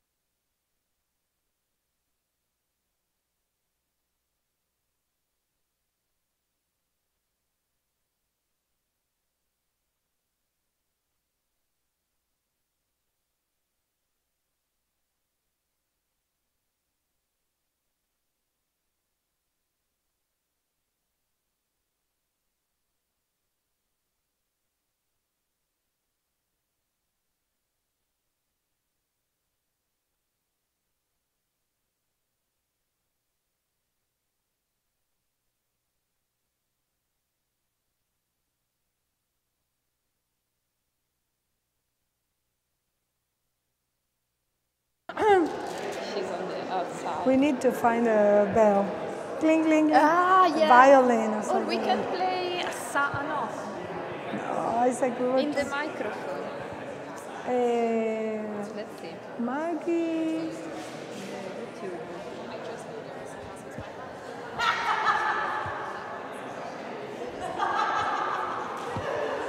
Maybe we can play it with YouTube and we Yes, put it in the that's good. microphone. Yeah, we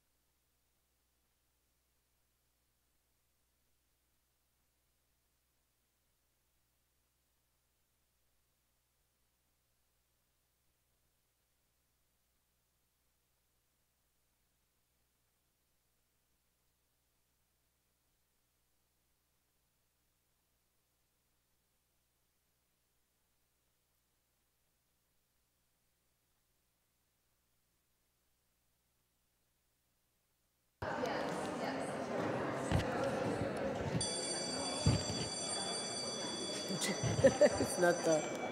So I know strong. what he does. Ahora.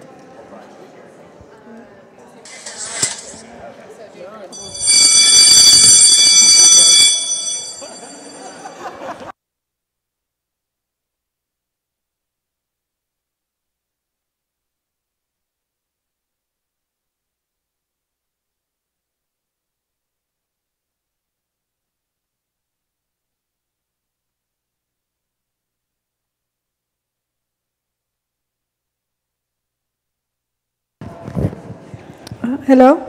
Okay. Do you guys hear the bell? Yeah. Didn't hear them. Okay.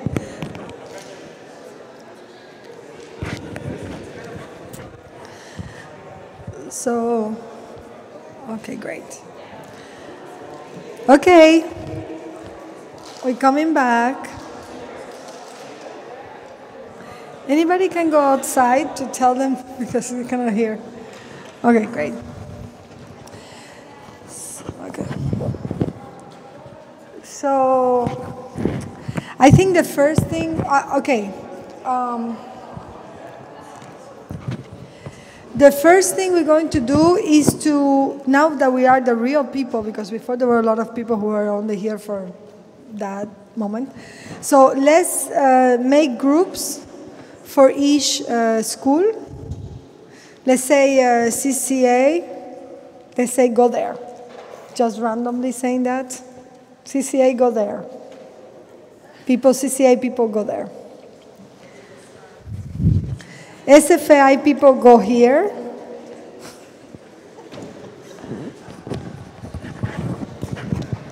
Okay. SFU people, go here. In this area, SFU. Berkeley, go here, this area. And the fellows or the people who are not from any of the school, go here. Who I guess are. Okay, CCA, SFAI, SFU, Berkeley, and fellows or people who are not affiliated. You guys are, from where are you? You guys go there, basically. Okay, great. SFU, San Francisco University, State University? Yeah. SFSU. I missed it. Where are you from? CCA. Unaffiliated. Unaffiliated here? Here. Okay. Okay, great. This was easy. Okay. How many people we have in CCA? 4? How many? There's more? Okay. Okay. CCA, SFAI, SFSU, Berkeley, and unaffiliated. Okay. No, unaffiliated and fellows together. Wow, that's a big group, unaffiliated and fellows. Maybe we can separate unaffiliated and fellows because so many people. Can people, fellows here and unaffiliated back there? This is so weird. Okay, great. Okay, great. Yeah? It's confused. Are you guys unaffiliated? Okay, then you go on basically on the wall. Okay, great. One person for CCA, come here. One person. One person, SFAI, come here. Anybody from SFAI, come here. Anybody from this group, come here. Anybody? Anybody? Great. One person. Berkeley, one person go here. What we're going to do. Fellows, one fellow. Come in. There. One fellow. And one unaffiliated person. Okay, great. That's team number 1. So we're going to separate you in teams. So this is team number 1. You guys are going to work together this week. That's how you do. Now you can go together somewhere. Don't separate yourself. So same. Let's do this very quickly. Like one person for each group. Come quickly. You know now what to do. Just one for each group. Come. 2, 4, 6. So we have 6 people in each group. Okay, come on. Yeah, great. So 1, 2. So everybody from each group. SFAI. Okay, perfect. 1, 2, 3, 4, 5, 6, 7. Why we have 7? And fellow? Okay, so you go to the next group. Team number 2. Okay, good. No, you can, yeah, whatever. You can. But just make sure that you are together. Same, quick. Next group. This is easy. Come on. Okay, great. You now here. Okay, 1, 2, 3, 4. We're missing 5. One person. Fellow? Great. That's team 3. Okay, yeah, go out. Next. Quick. I mean, stay here. Don't go out. Okay. Okay, 1, 2, 3, 1, 2, 3, 4, 5, 6. Okay, great. That's team number, what number? What number? 4? Great, 4. Next. And can you guys, the groups, can you guys still start looking for your area in the carpet that is you're going to work? Just locate your group. Just make your group together. Start putting yourself in the. Okay. 1, 2, 3, 4, 5. Unaffiliated. Fellow, unaffiliated. Berkeley, unaffiliated. 2, 4, 6. Okay, you guys find your place in the room after. Okay, next, quick, 5. Next group. Okay, great. Okay, you know each other. No, we don't. No. Okay. No knowing each other, okay. 2, 4, 5. Are you unaffiliated or fellow? Fellow. One unaffiliated. Okay, great. Excellent. 6, no? Team 6. Same. Next group. Well, so find your space inside the. We're making space for people. Okay, great. Perfect. Next group. Okay, 1, 2, 3, 4, 5. SFAI? You? CCA? SFAU? Fellow? Okay, 2, 4, 5. Falta 1. Berkeley. No more Berkeley? Okay, great. So you 7. Okay, you go with them. Another group, quick. That's a lot of groups. It's going to be a lot of groups. Okay.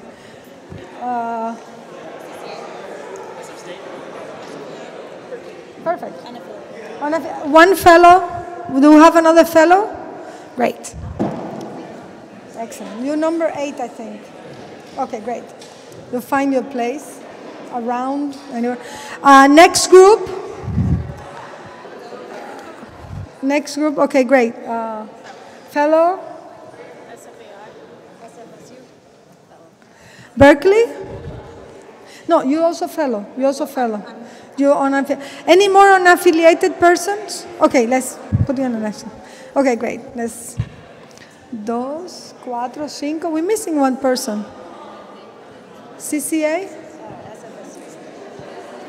SFAI. SFAI? CCA?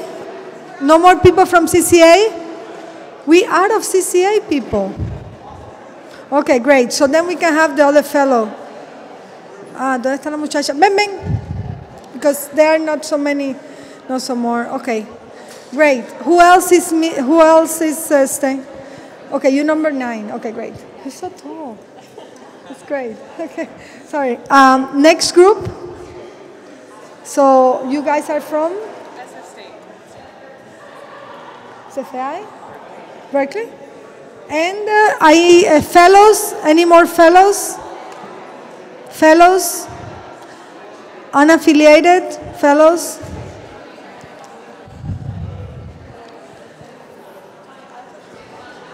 You want unaffiliated? Okay, great. So 2, 4, 5. Yeah, one more.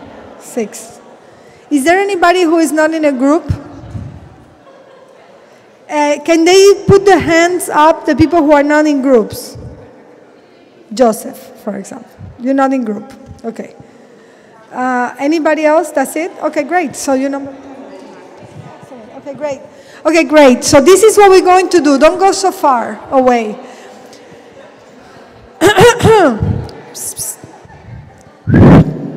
Okay, this is what we're going to do.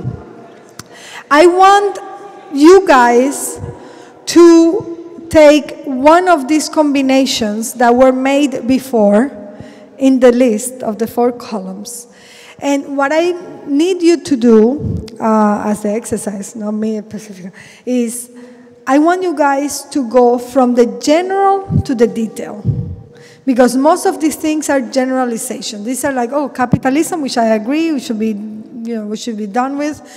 But what does it mean? Like, can you guys find one specific moment where all of these elements that are there combined can be seen clearly or can be realized clearly? That in the sense of showing the actual contradictions that show you why this is not working. So we need a very specific example. We cannot be general or we hate this. No. Passions has to be transformed into political stuff. So let's do this. Let's find some of these combinations that were done and create that. And you have 7 minutes, 5 minutes to do that. It's a quick exercise. Okay. You have now 7 minutes. Okay. Yeah, you guys find out. Je me disais, moi, si tu veux, je vais aller faire un tour de tous les groupes et je note un petit peu leurs trucs au fur et à mesure. Tu ne veux pas travailler, hein? De quoi? Non, tu rigoles ou quoi? Non, mais comme ça, moi, j'ai une vision globale. Là, je suis en train de prendre tous les exercices que tu as mis, je fais des notes et après, je vais voir un peu tout le monde et comme ça, après, tu as une vision globale du truc. Voilà, c'est ça. Okay, great. You have to introduce yourself as your observer. Yeah. The numbers on here, is that for the groups or that's just the numbering of the issues? So you can check. There are 10? No, they're not. There are 10? There are 10, I think. Actually, let's change this a little bit, so it's easier for everybody. They have numbers. Thank you, Alistair. They have numbers, so we have 10 combinations and 10 groups. So your group takes the number of here. Your number of your team is the number you take. That's it. Okay? So team number 1 takes combination number 1, and so on. Okay? Team number 2 take combination number 2. Great. Perfect. Thank you. It's easier. Moi, ça va m'aider aussi, comme ça, je mets groupe 1, il fait ça, groupe 2, il fait ça.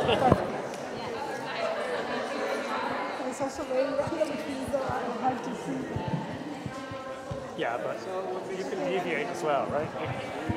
I mean, some of them are so general anyway.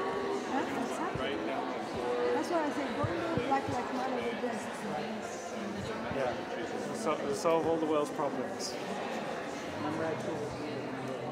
Yeah. That's good. I want a bag and I want a notebook. Where do we get them?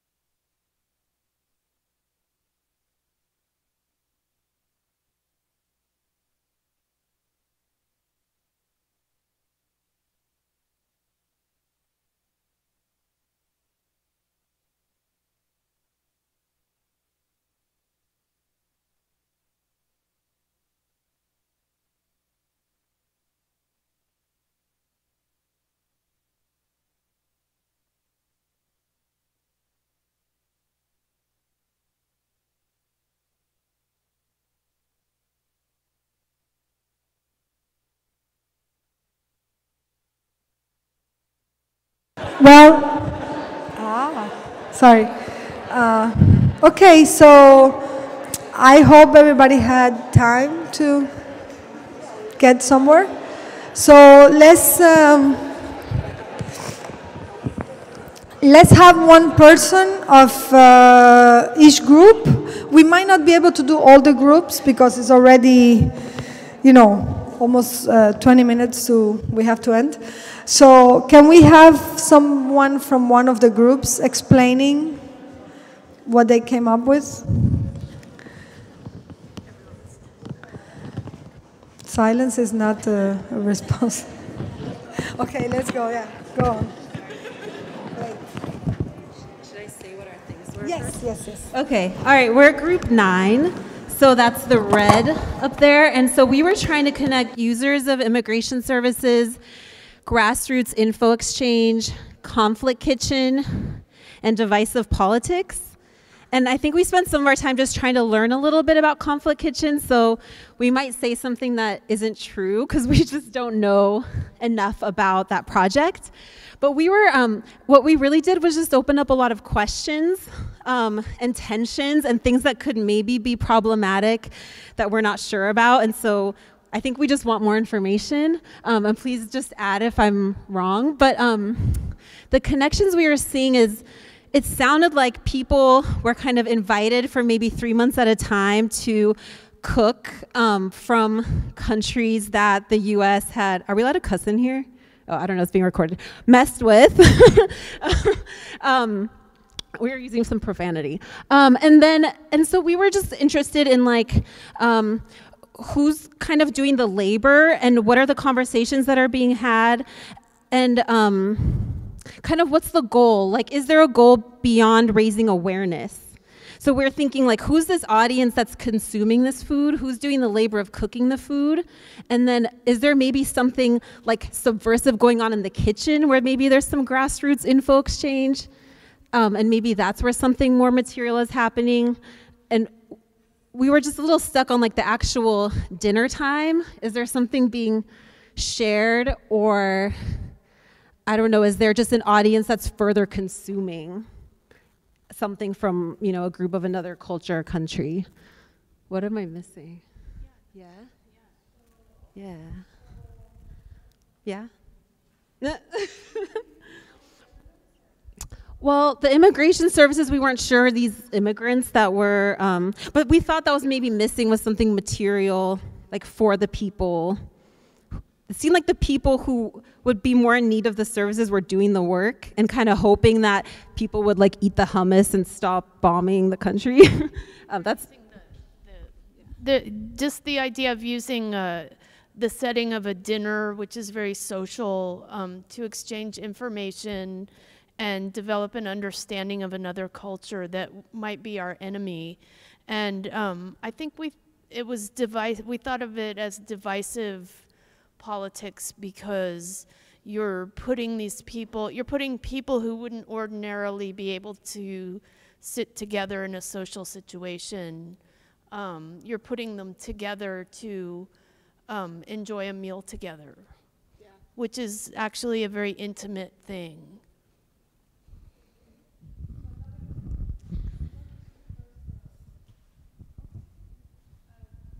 I can bring you this.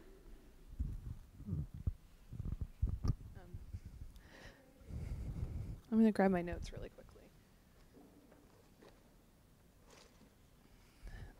So we're group 1, and ours was institutions to get people involved, tied to adventure playgrounds, conflict kitchens, and then institutional racism, anti-blackness, and Islamophobia. And we actually started having a lot of conversations around intentionality and then accessibility. So, we also, and then in addition to the complication, it was also the Thai artist cooks in a gallery and hands out soup.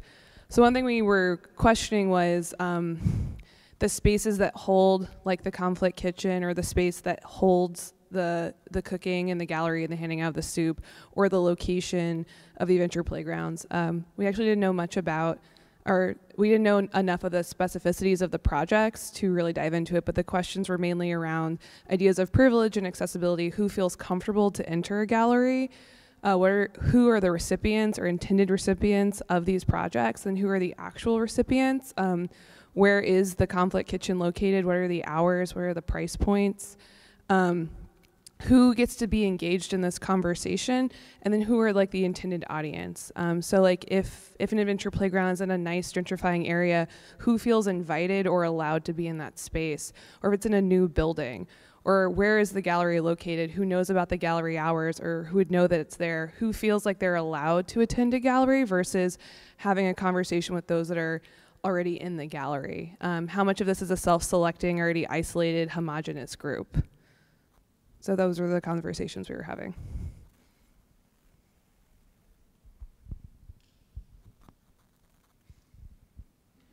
Anyone else?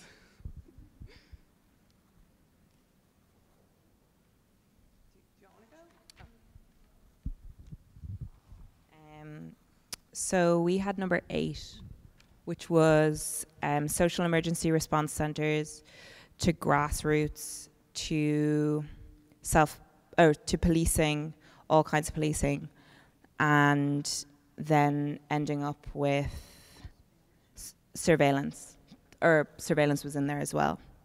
So we were kind of thinking of like places where all of these can be seen clearly in like one like microcosm, or like one single space. So one of the things that we were thinking about was homelessness, and there's like quite an obvious link between like homelessness and surveillance and policing and whatever our last one was. Homelessness, surveillance, emergency response centers, grassroots organizations. So there was quite like a synchronicity there of like meeting of all those things in the one problem. And then we were also talking about maybe in terms of surveillance and policing, we were talking about like self-policing and social media, and like sort of images as currency, as like cultural currency, and wondering about maybe like the Free the Nipple campaign, and sort of like wondering if all of those things met there. And then we were also talking about like hacking, and like how, for example, in terms of like social media, there's been like instances where people have like intervened in conversations, or like changed conversations, turned them on their heads by in that same space. So that's kind of where we got.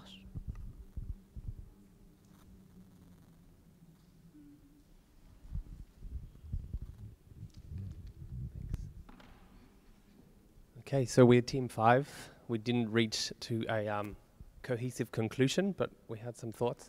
The concepts we are working with are the Red Sands Project, protest die-ins, life jackets, Syrian refugees, and the refugee crisis. We all thought they're all very specific to begin with, so it's hard to get any more specific than those projects already.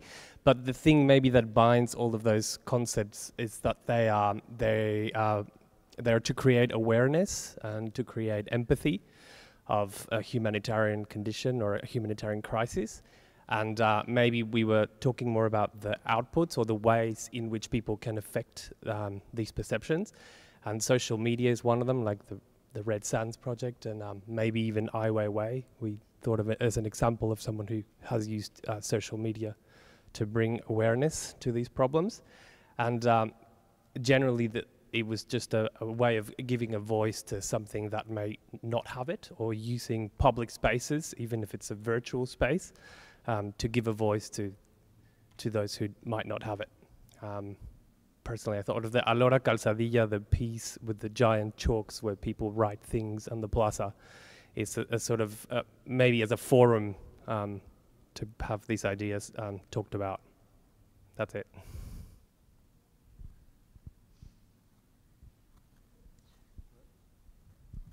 So we're group 2. We had anti-eviction mapping project, Black Lives Matter and chalk work in Ferguson and institutional racism.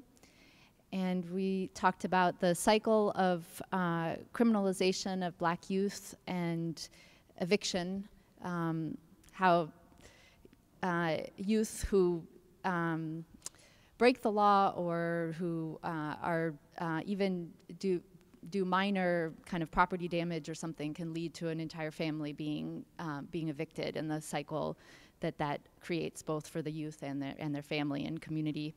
And then we also talked about the mapping project and Black Lives Matter and the chalk work all being activities that make visible systemic racism and things that are often, invisible to large segments of the society.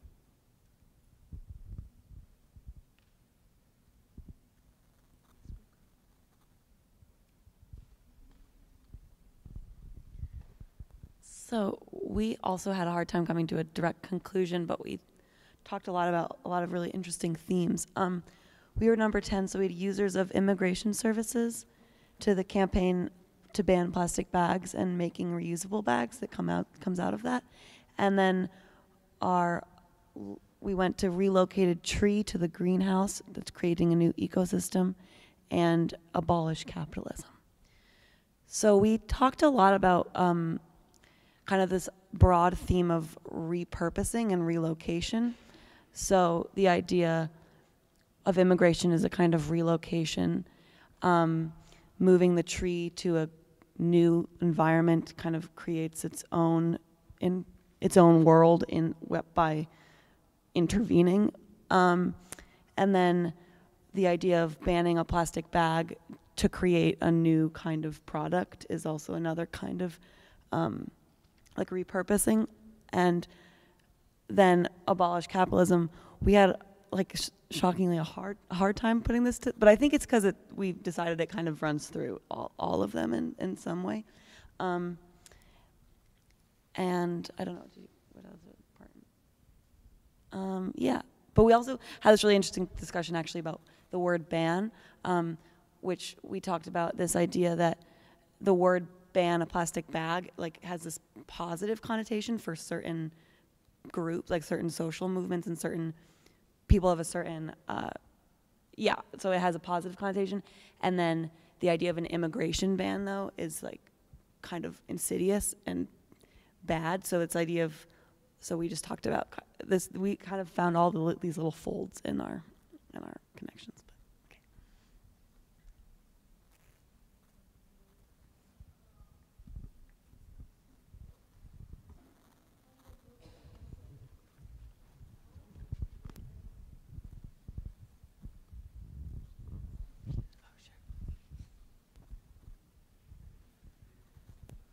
So ours was the Bread and Puppet Theater, the Grassroots Info Exchange, Chalkwork of Ferguson protest, and divisive politics. So then we started with divisive politics. It seems easier to discuss. And then we started to talk about the left in San Francisco and how some people view these new condo or housing projects as, problems or solutions. And then we started to discuss about the very detail of these policies.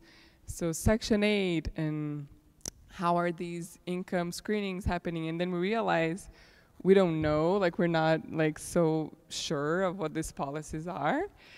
And so I just started thinking that maybe this divisive politics is sort of like this theater or spectacle that really keeps us from seeing like the detail and the specifics of the policies that are really affecting us and important to us.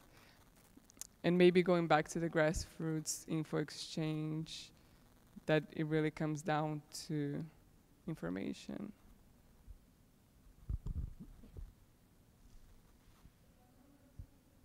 Seven, I think.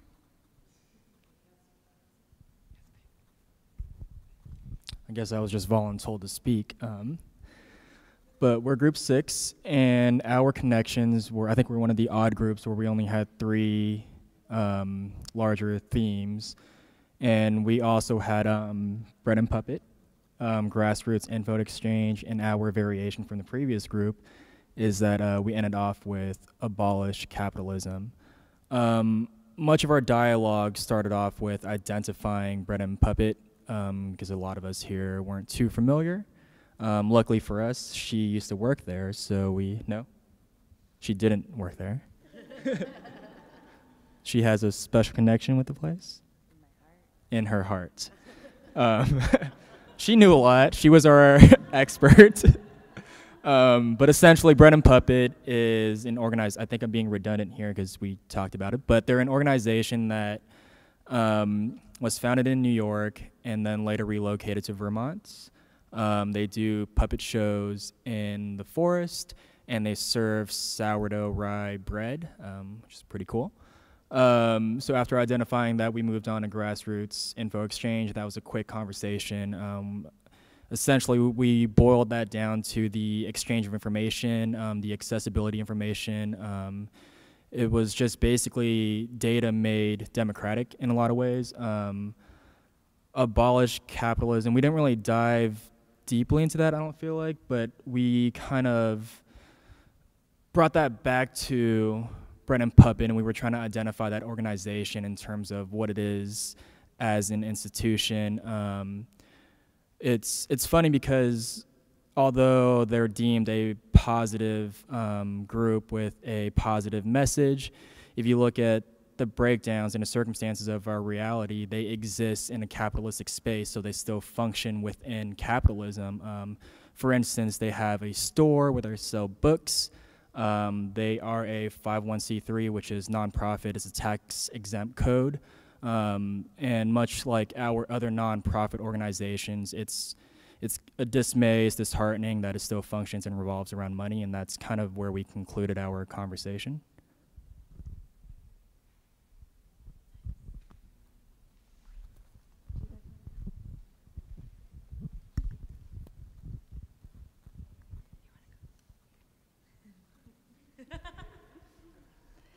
Hi everyone, we're group 3.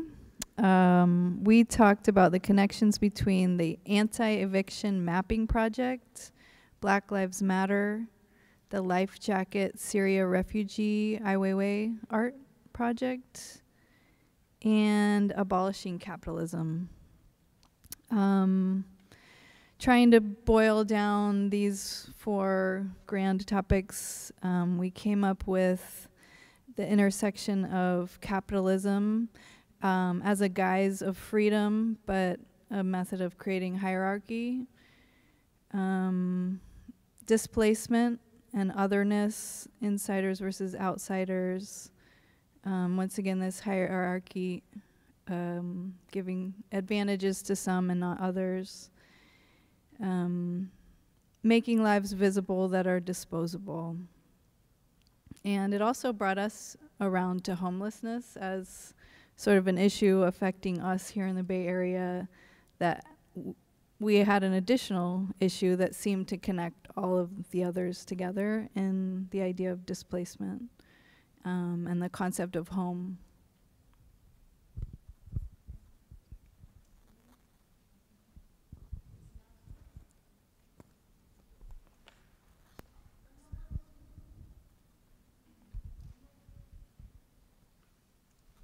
Hello, we are group 4.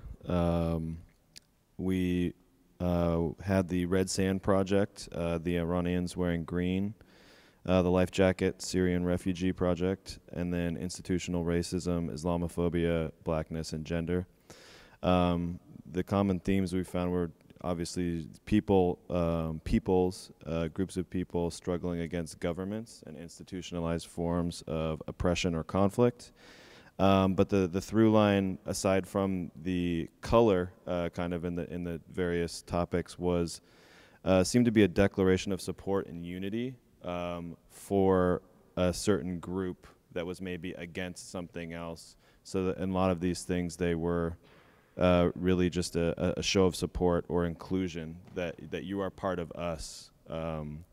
And one of the problems we found, though, is that they all seem to be raising awareness, like the first step only of Arte Útil, except, ironically, for the Iranians wearing green, which was not an art project at all.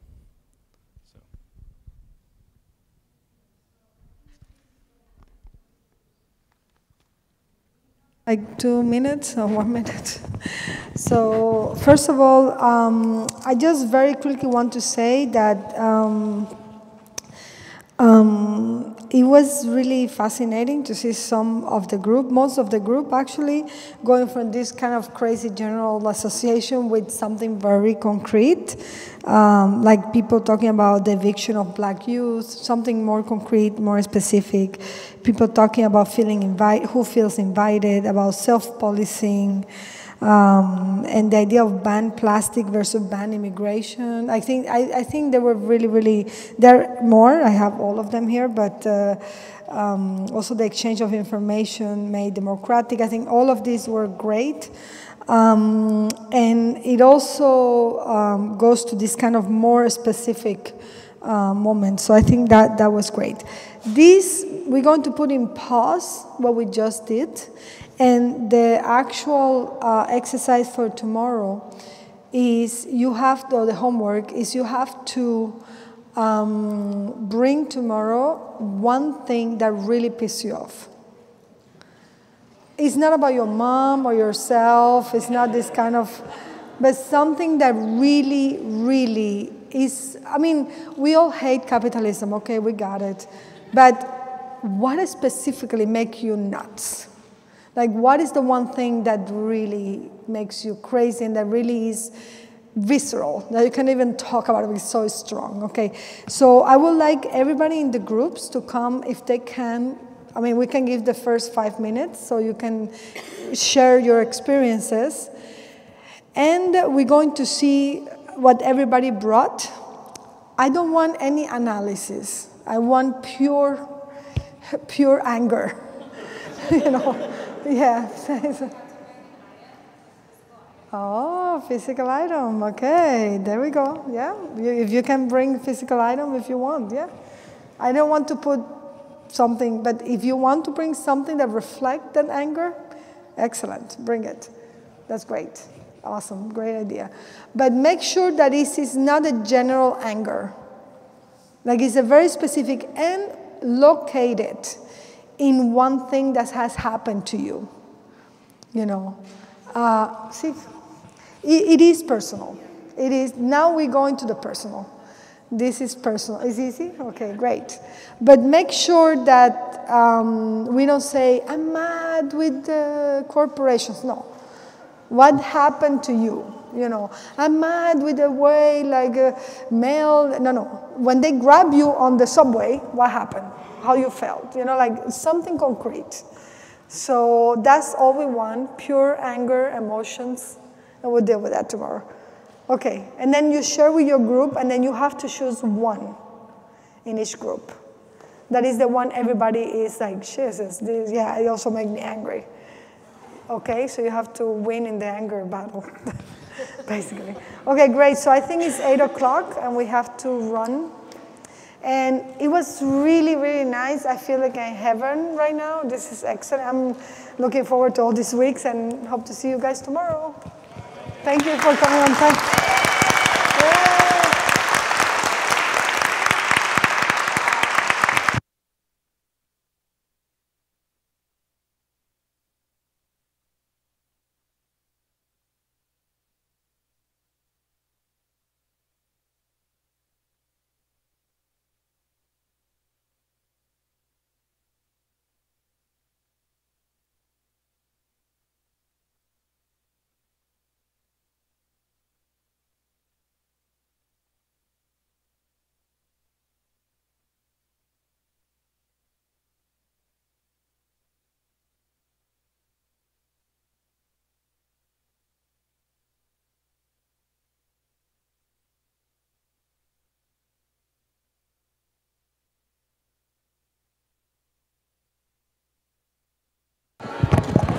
Sorry, can people help us to put the shares together? Can people help to put the shares together? Lucia is going to show you where. Okay.